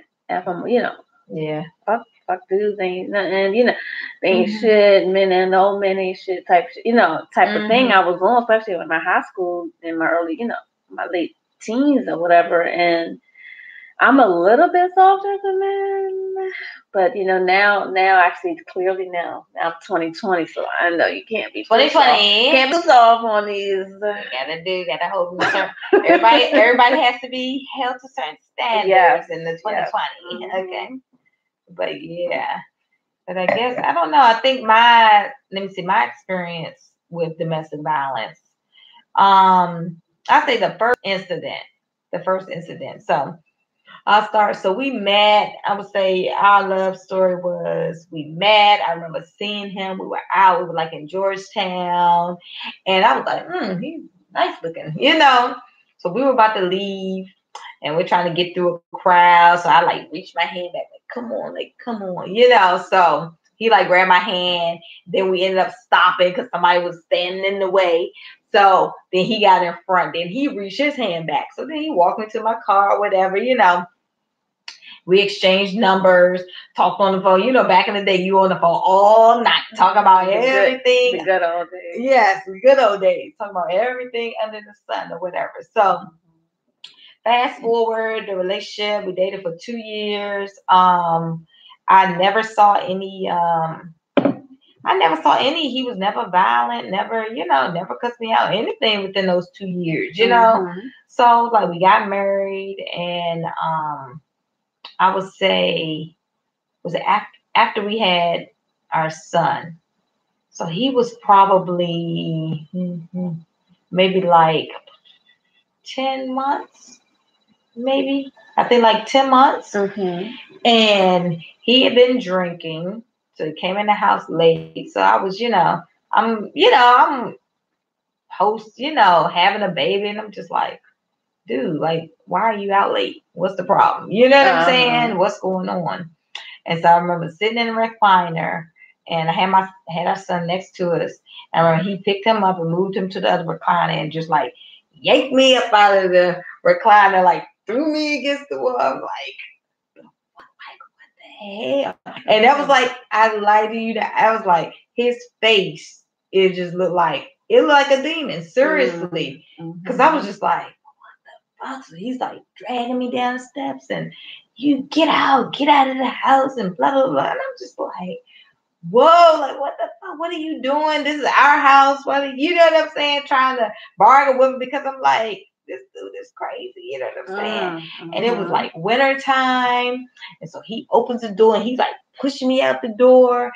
And I'm like banging on the door, like open the door, And so I don't know if we came back in. I remember he had called my grandmother and it was saying that she was she's trying to put me out. This is our house, blah, blah, blah. So I'm just like, whatever, you know what I'm saying? So then I'm on the phone with his mom, like, can you tell him he's and his mom is like, do I need to call the police? And I'm like, yes. So and then my grandma was like, she hangs up and then she calls the house. She was like, do I need to call the police? And I'm like, yes, because I'm just like, I don't know who this person is. Right. You know what I'm saying? I'm just like, it was just like a crazy man, just saying a bunch of crazy stuff, and so the police come, and I guess they got the two phone calls. So girl, the street was lit up like Christmas lights with, police. And of course my family came over there because they like, who's fucking with Hope? Like, right. Like, what the fuck? Like, right. You know what I'm saying? And the police trying to tell him to leave. He's like, he ain't leaving. And I'm like, why should I have to leave? I've got to pay. And I'm just like, these cops ain't shit. Like, the fuck? You know what I'm saying? I'm looking like, you don't smell that shit coming out his pores? Like, it was that strong. And so finally, I don't know if it was like the chief, the lieutenant, or whatever, was just like, Mr. Such, you need to leave. I smell the alcohol on your breath. You need to leave. Or, no, he was holding out some, wouldn't give him to me. And I was like, fine, you stay, I'll go. But and he's holding him, not trying to give him. He was like, look, I can go lock you up. I smell the alcohol on your breath. Give her the stuff. You know what I'm saying? Because I'm just like, what the hell? So then I went over to my grandmother's house, and of course he comes over there and shows his ass outside, and it was just a mess. It was a mess. I had to go down. I filed a protective order, and I was just like, my stomach. I don't think I ate for like a week because my nerves were so bad because I had never went through anything like that. You know what I'm saying? Just couldn't understand why.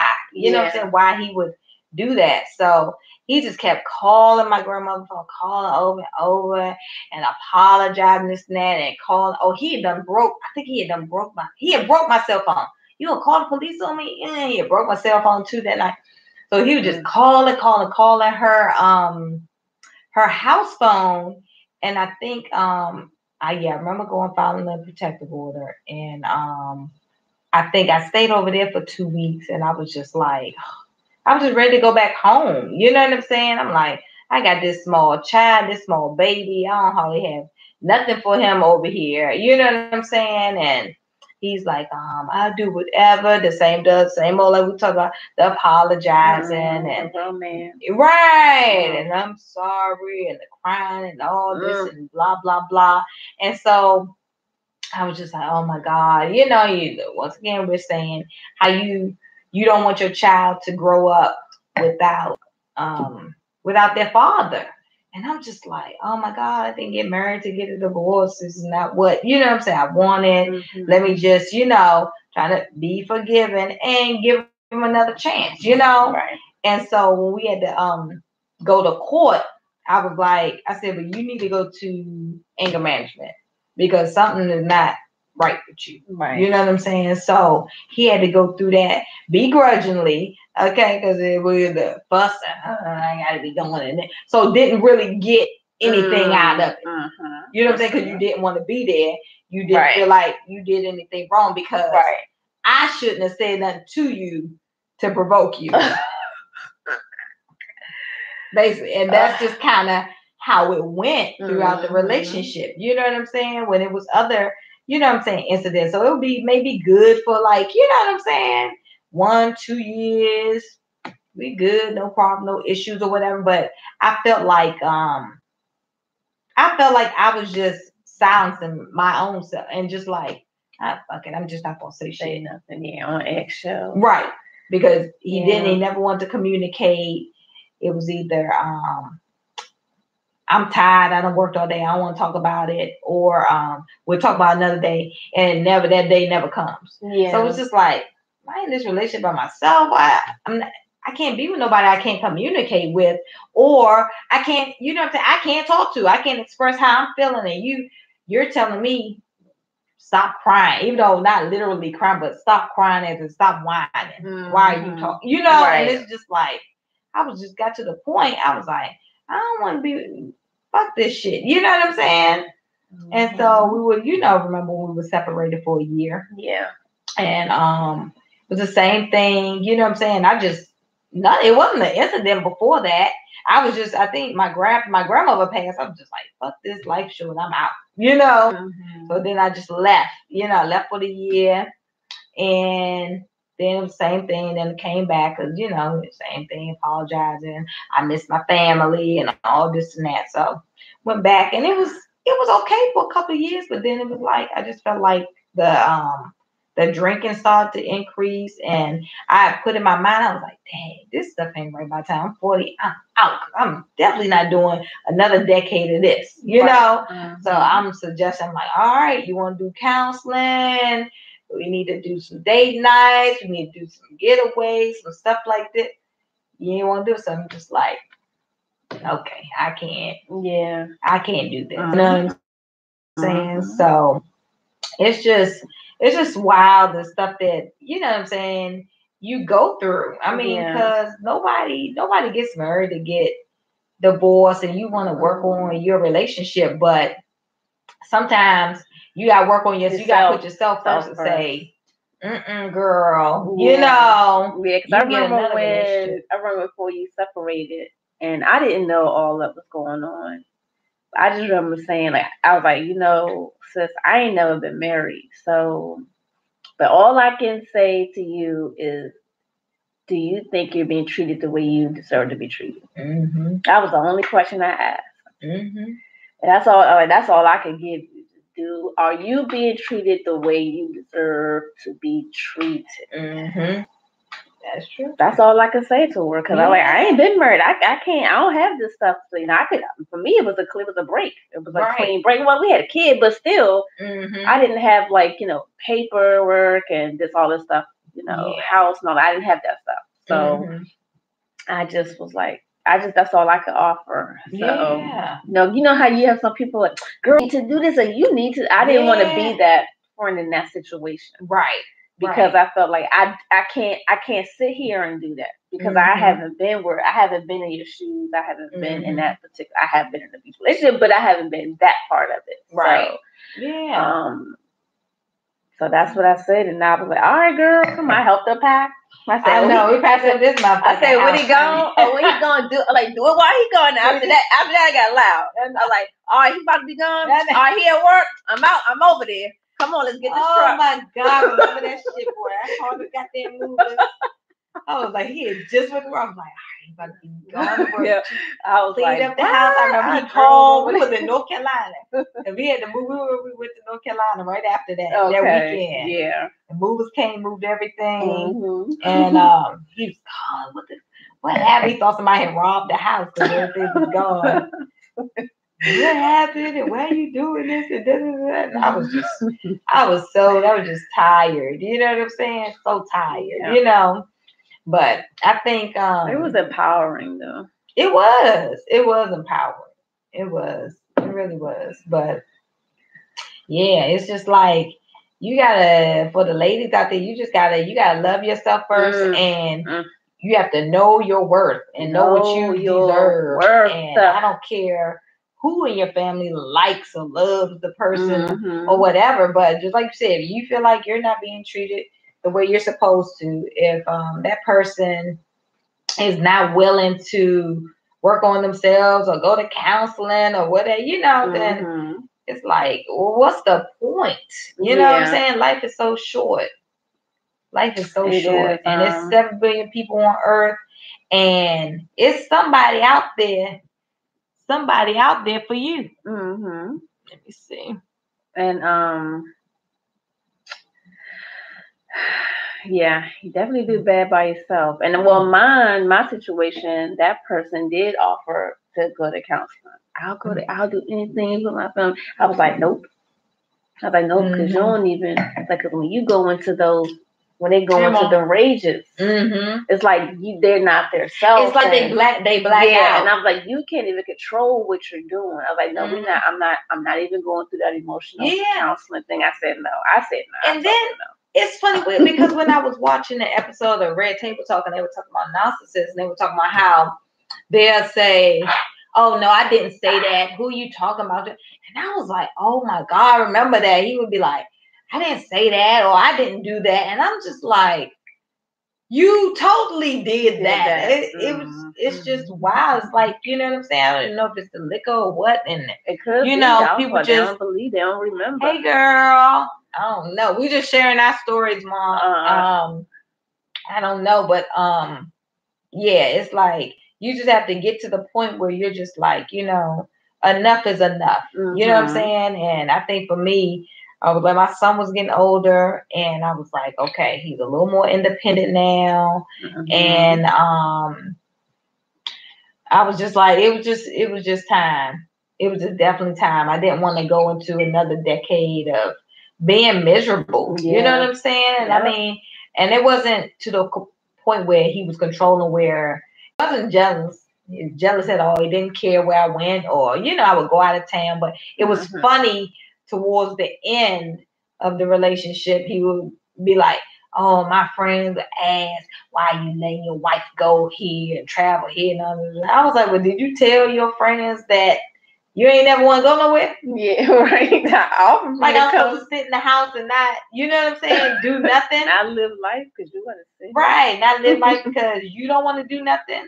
So it's just funny. So I would think, I'd be like, well, damn, what are you holding in that? You know what I'm saying?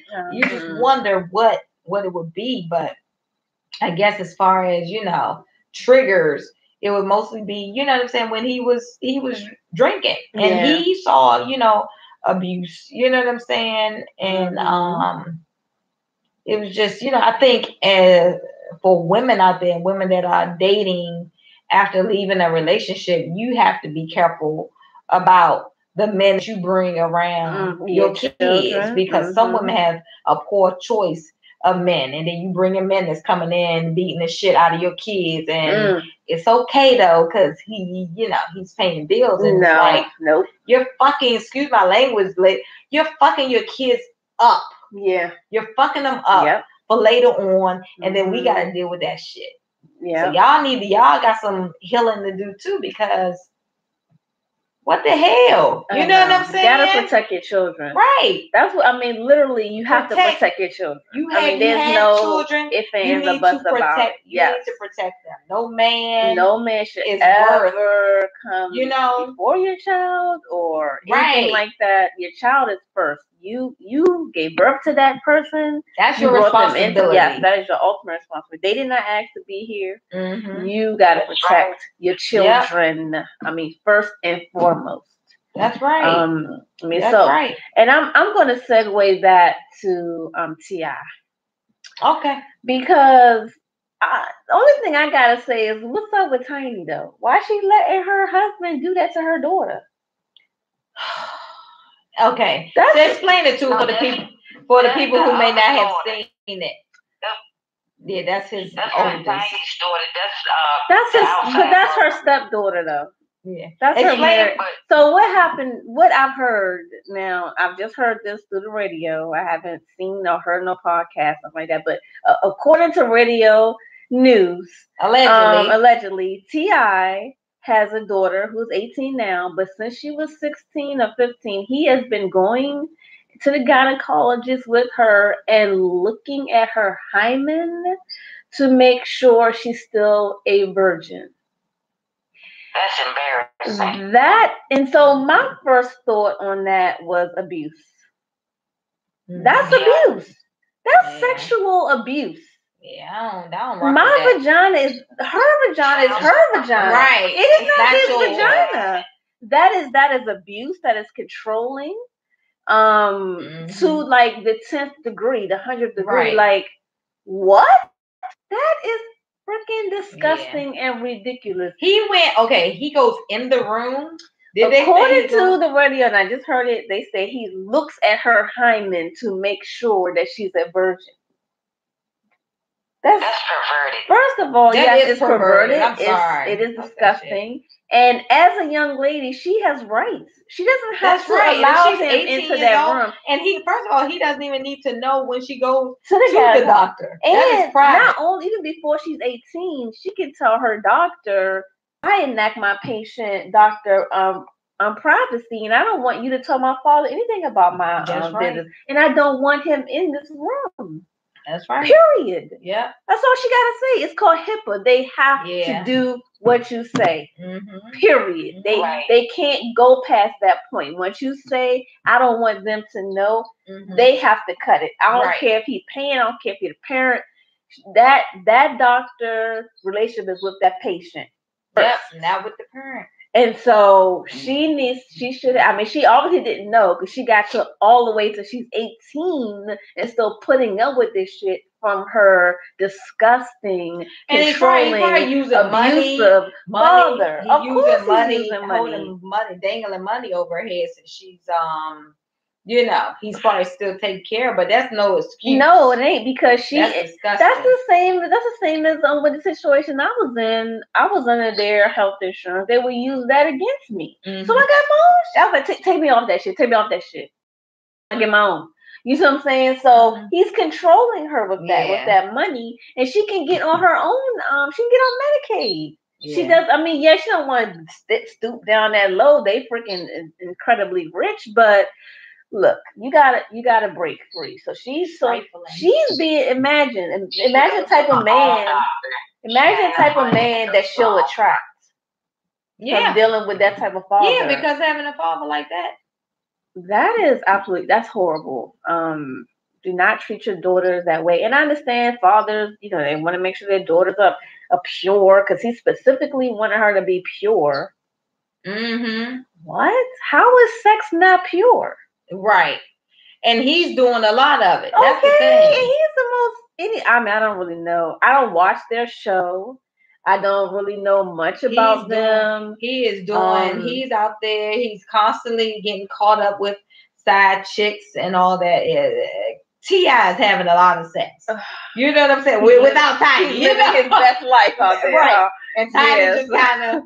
It's like, oh my gosh, girl, wake up. You know, but if she steps out and does something, then he's abusive in that house. You know what? That's all. That's the first thing I thought about. I felt some little, and I like T.I., but I felt some little funny vibes. This is when they first had the reality show, and he was about to get locked up, and she had went to over some girlfriend's house for something. And he just kept calling, where you at? You need to come home. And it was just like that, you know, abusive type vibe. Like, what the heck? And he's short, so he probably got that. I don't know what it's called, but what is Napoleon complex? Because he's cute, a little short. Yeah. He's cute though. Yes, that is. Yes. But that is nasty. He wants to control everything around him. He's a narcissist. Yeah. It's I mean, like I said, I don't watch reality TV. I don't really know anything about their family, but I heard that, and I didn't hear that it was him at first. I just heard them saying the father. I caught the end of it, and then throughout the day, by the end of the day, I figured it was T.I. I'm like, I'm like, what? Huh? What? Say that again. That's right. And that's too much.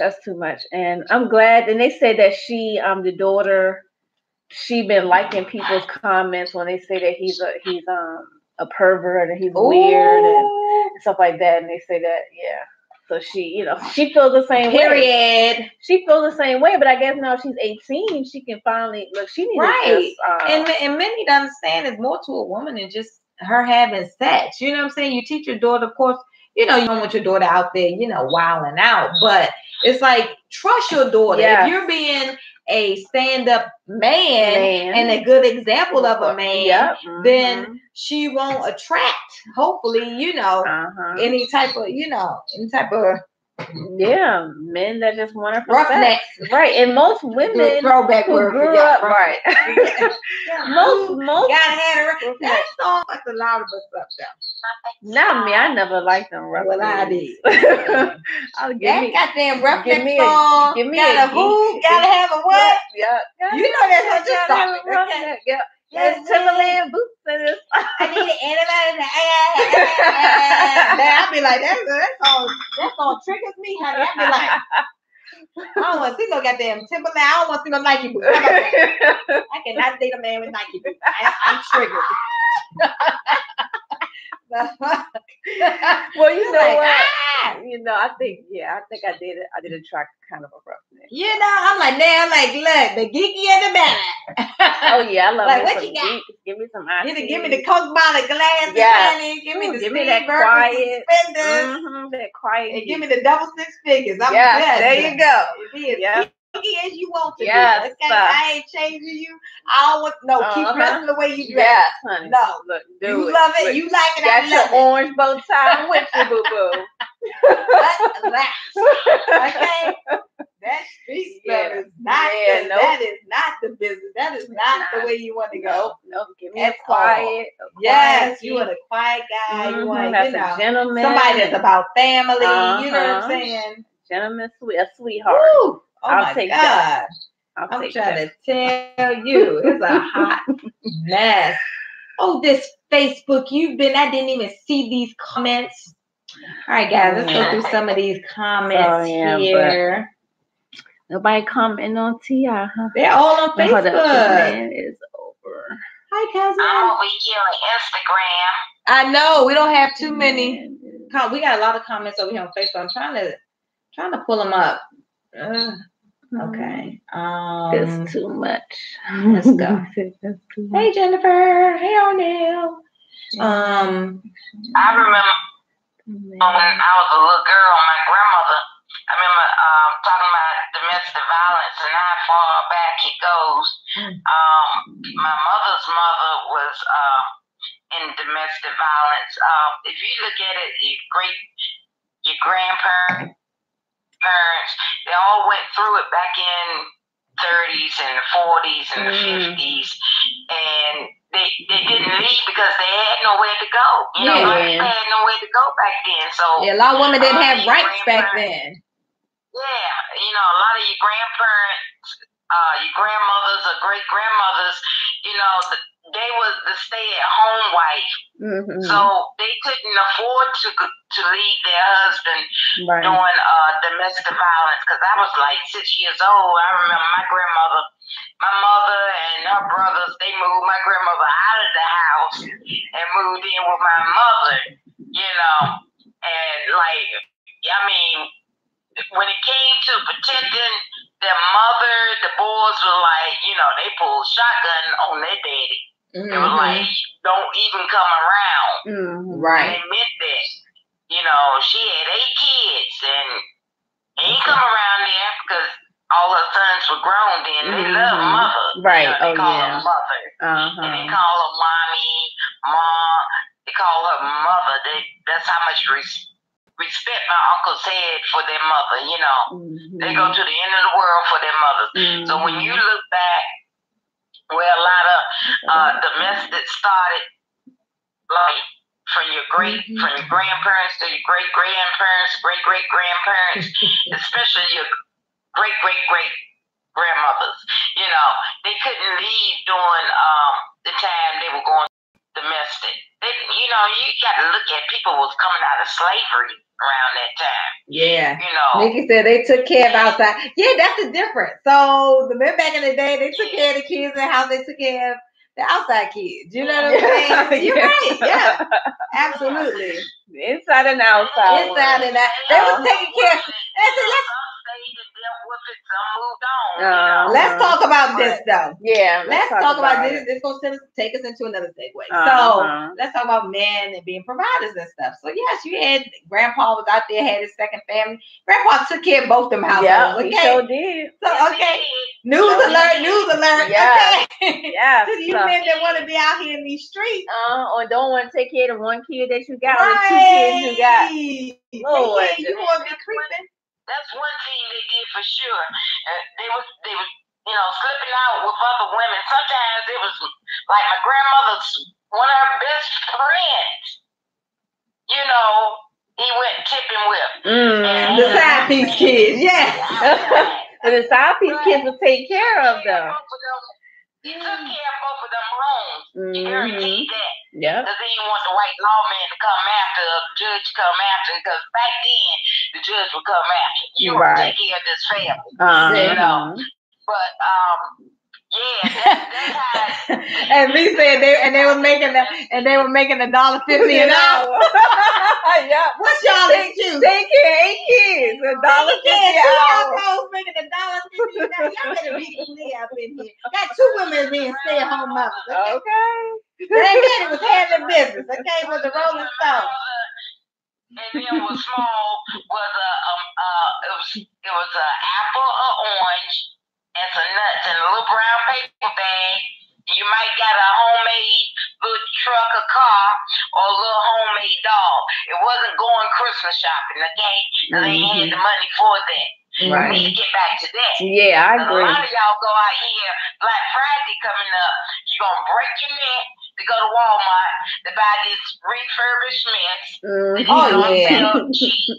They just, all they do is put a sale price up there. They ain't really on You sale. don't have the money back. Be honest with them kids. It ain't no daggone Santa. Stop living a lie. You know, We already had that discussion, honey.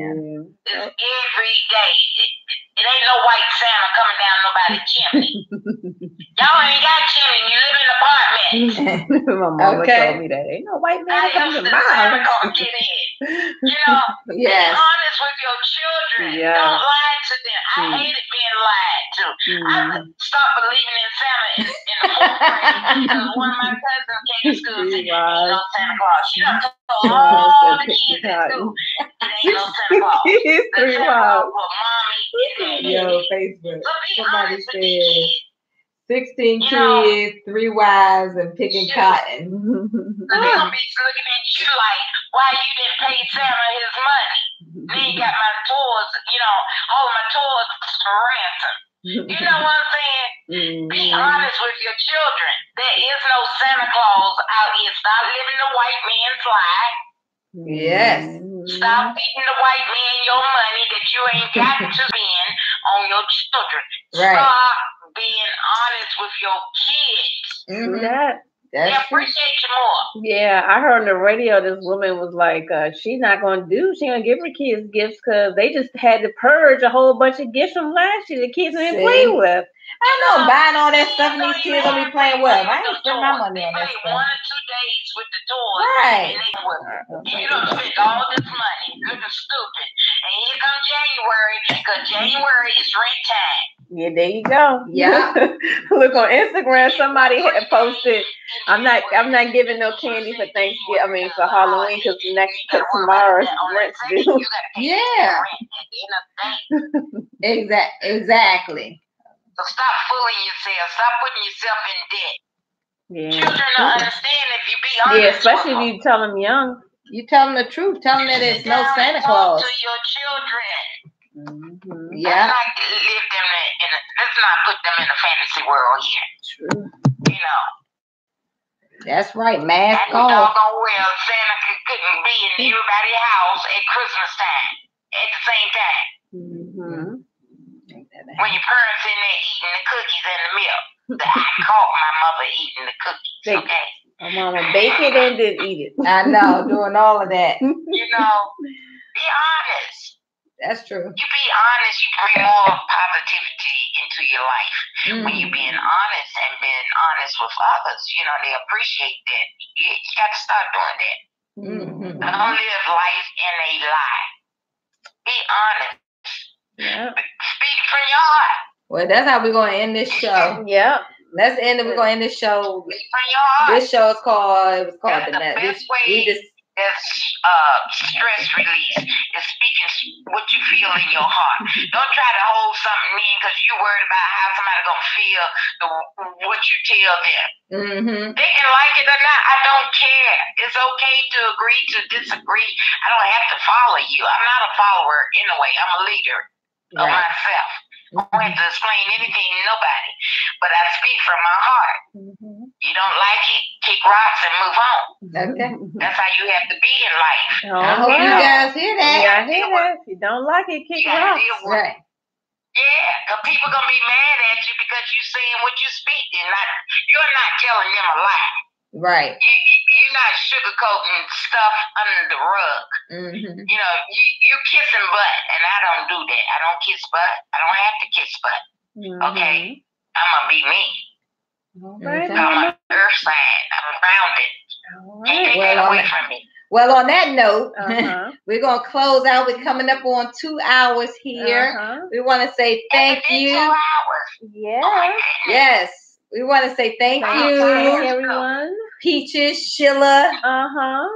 Ma, for Yes, joining Ma. us tonight. Ma, yes. Love y'all. Love you too. See you soon.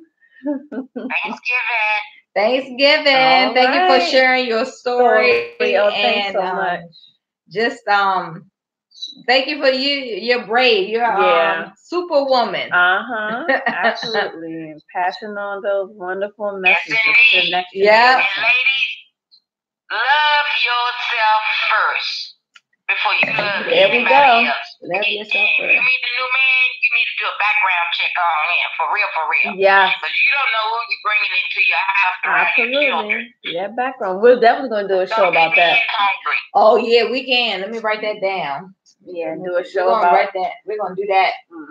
You guys don't forget, send us emails. Yes, email us. Or you can hit us right here in the comments. Let us know if And, some show topic everyone ideas. that's doing live Facebook on Hope Priors on Facebook page, go over to Instagram and follow us on Instagram and on YouTube. Hey, Goddess Lounge 2020. Goddess Lounge 2020 on Instagram and YouTube. Share. Subscribe to us on Share YouTube. and subscribe Lovely. and like. We Share, love y'all. subscribe, like. Yes. Subscribe, like. Share, subscribe, Like. Yep. Please, please, please. We love y'all. Yes, we love y'all. All right, Ma. Talk to you later. Bye, everyone. Love yourself. Bye. Put yourself Love first. you. I just wanted Ashe. to. Ashe. I just wanted to briefly, because we missed all these comments. Okay. I just wanted to kind of go through these comments a little bit before we get off. All right. Yeah, I got Let's some see. here on Instagram too. Okay. Yeah, Ma said the police was trying to arrest her for talking. Let me see. Oh yeah, when my mom came, when I had my issue. Yeah, the police was nasty as shit, y'all. They could be some PG County. Excuse my language, suck. y'all. They could be some They motherfuckers. terrible. I'm trying to tell you. They were They being a did little not nasty. help. They did not help. They don't help. Look, my cousin said, me too. And my mother said, yeah, your nerves were due. My nerves was shot. Nicole said, I lost so much weight during my time, 89 pounds after childbirth, shaking my head. Oh my God. Oh my goodness. Wow. Hey, William. Let me go back up. Let's scroll. Alcoholics tell the truth when they're drunk. Yep. Yeah, they do. Sure That's the truth, Sam. Wow, Nicole, weight loss is a part of it also. Yes. My cousin Nikki said, I'm so sad that us as beautiful women have to go through all that after all we go through on the regular already. I love y'all for being so strong. Thank you. We love you too. That's my cousin, y'all. I go to North Carolina. We sit up and talk all night. Okay. We just catch up. Nicole, do you have any triggers that remind you as you have moved on? Hope, do you think that? Yes, I think drinking contributed to it. I think his mood was definitely worse because he was like, I always say them crazy Gemini twins. I'd be like, who are you today? Right. Which mask are you wearing? Like, you know, Gemini. Yes, them Geminis are some.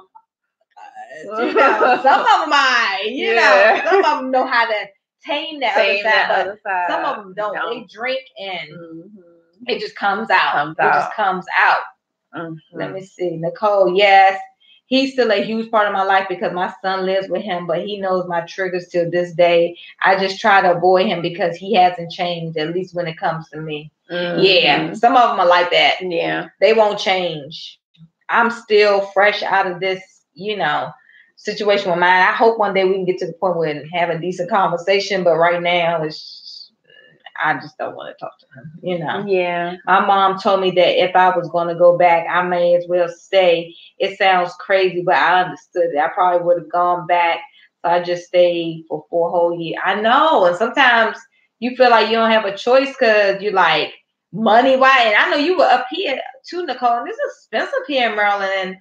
And it's sometimes hard to do it on your own. Financially, you can't leave. Shoot, in my situation, I was being taken care of and completely and totally. Right. But I fucking left. Yeah. Well, actually, he put me out. Well, see, let's be, come on now. Yeah, he put that. Look, now we real. We mask off. Okay, mask off. Come on yeah, now. I'm being taken care of completely 100%. I didn't pay no bills. No Right. nothing, right? I love them days. Anyway, but he was controlling though. Not all men who pay your bills are controlling. This one was. So what had happened was my mom bought a new house. And so he was like, all right, go live with your mother. Because, we wasn't getting along and stuff. Oh, yeah. And so he put me out. Yeah. That's what they do because it's a patrol. Yeah. And so but when he put me out, but then he was still calling me and trying to get back with me, crying on the phone and all types of nonsense. But I didn't go back with him. But until a while later. But sometimes look, we gotta keep it real. We have to keep it real. Yeah, eventually I did. You were able to go back, you had a place to go. Yeah. With your mom. Some women don't have it. Yeah. You know what I'm saying? And that's why as women, you have to try to plan it. Yeah. You have to plan your plan. Yeah. If the money ain't right, you gotta say, okay, I gotta get this money up. I gotta get this right. Or if you know what I'm saying? You like, if I gotta make a move, you're gonna need money to move. Or if you know somebody that's like, okay, you can stay here. That's a decent place to stay. That you don't mind having yourself and your kids, and you do that. Yeah. But it's not easy. Yeah, it is. That's not to my mom. Easy to leave at all. When we finally left our dad freaking burnt our house down. Right, exactly. Why we stayed away. Exactly. You see the Trump. Right. That's what burned I'm our house down, but we were all staying with my grandmother. Right. And but we all split. Like we split off. Like all the kids went somewhere different, and it was hard. Right, and that's why people. And I get people it. Don't do it. Yeah. I fucking get it.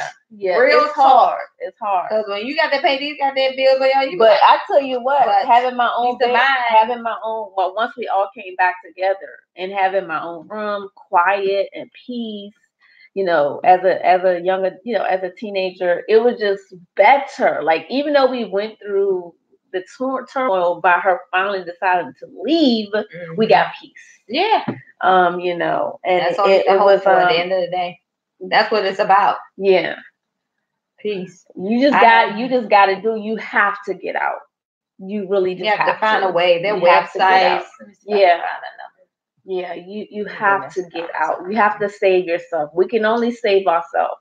No one else gonna save you. Gotta save yourself. You have to for your safety, for your life, for your children's lives, for their safety.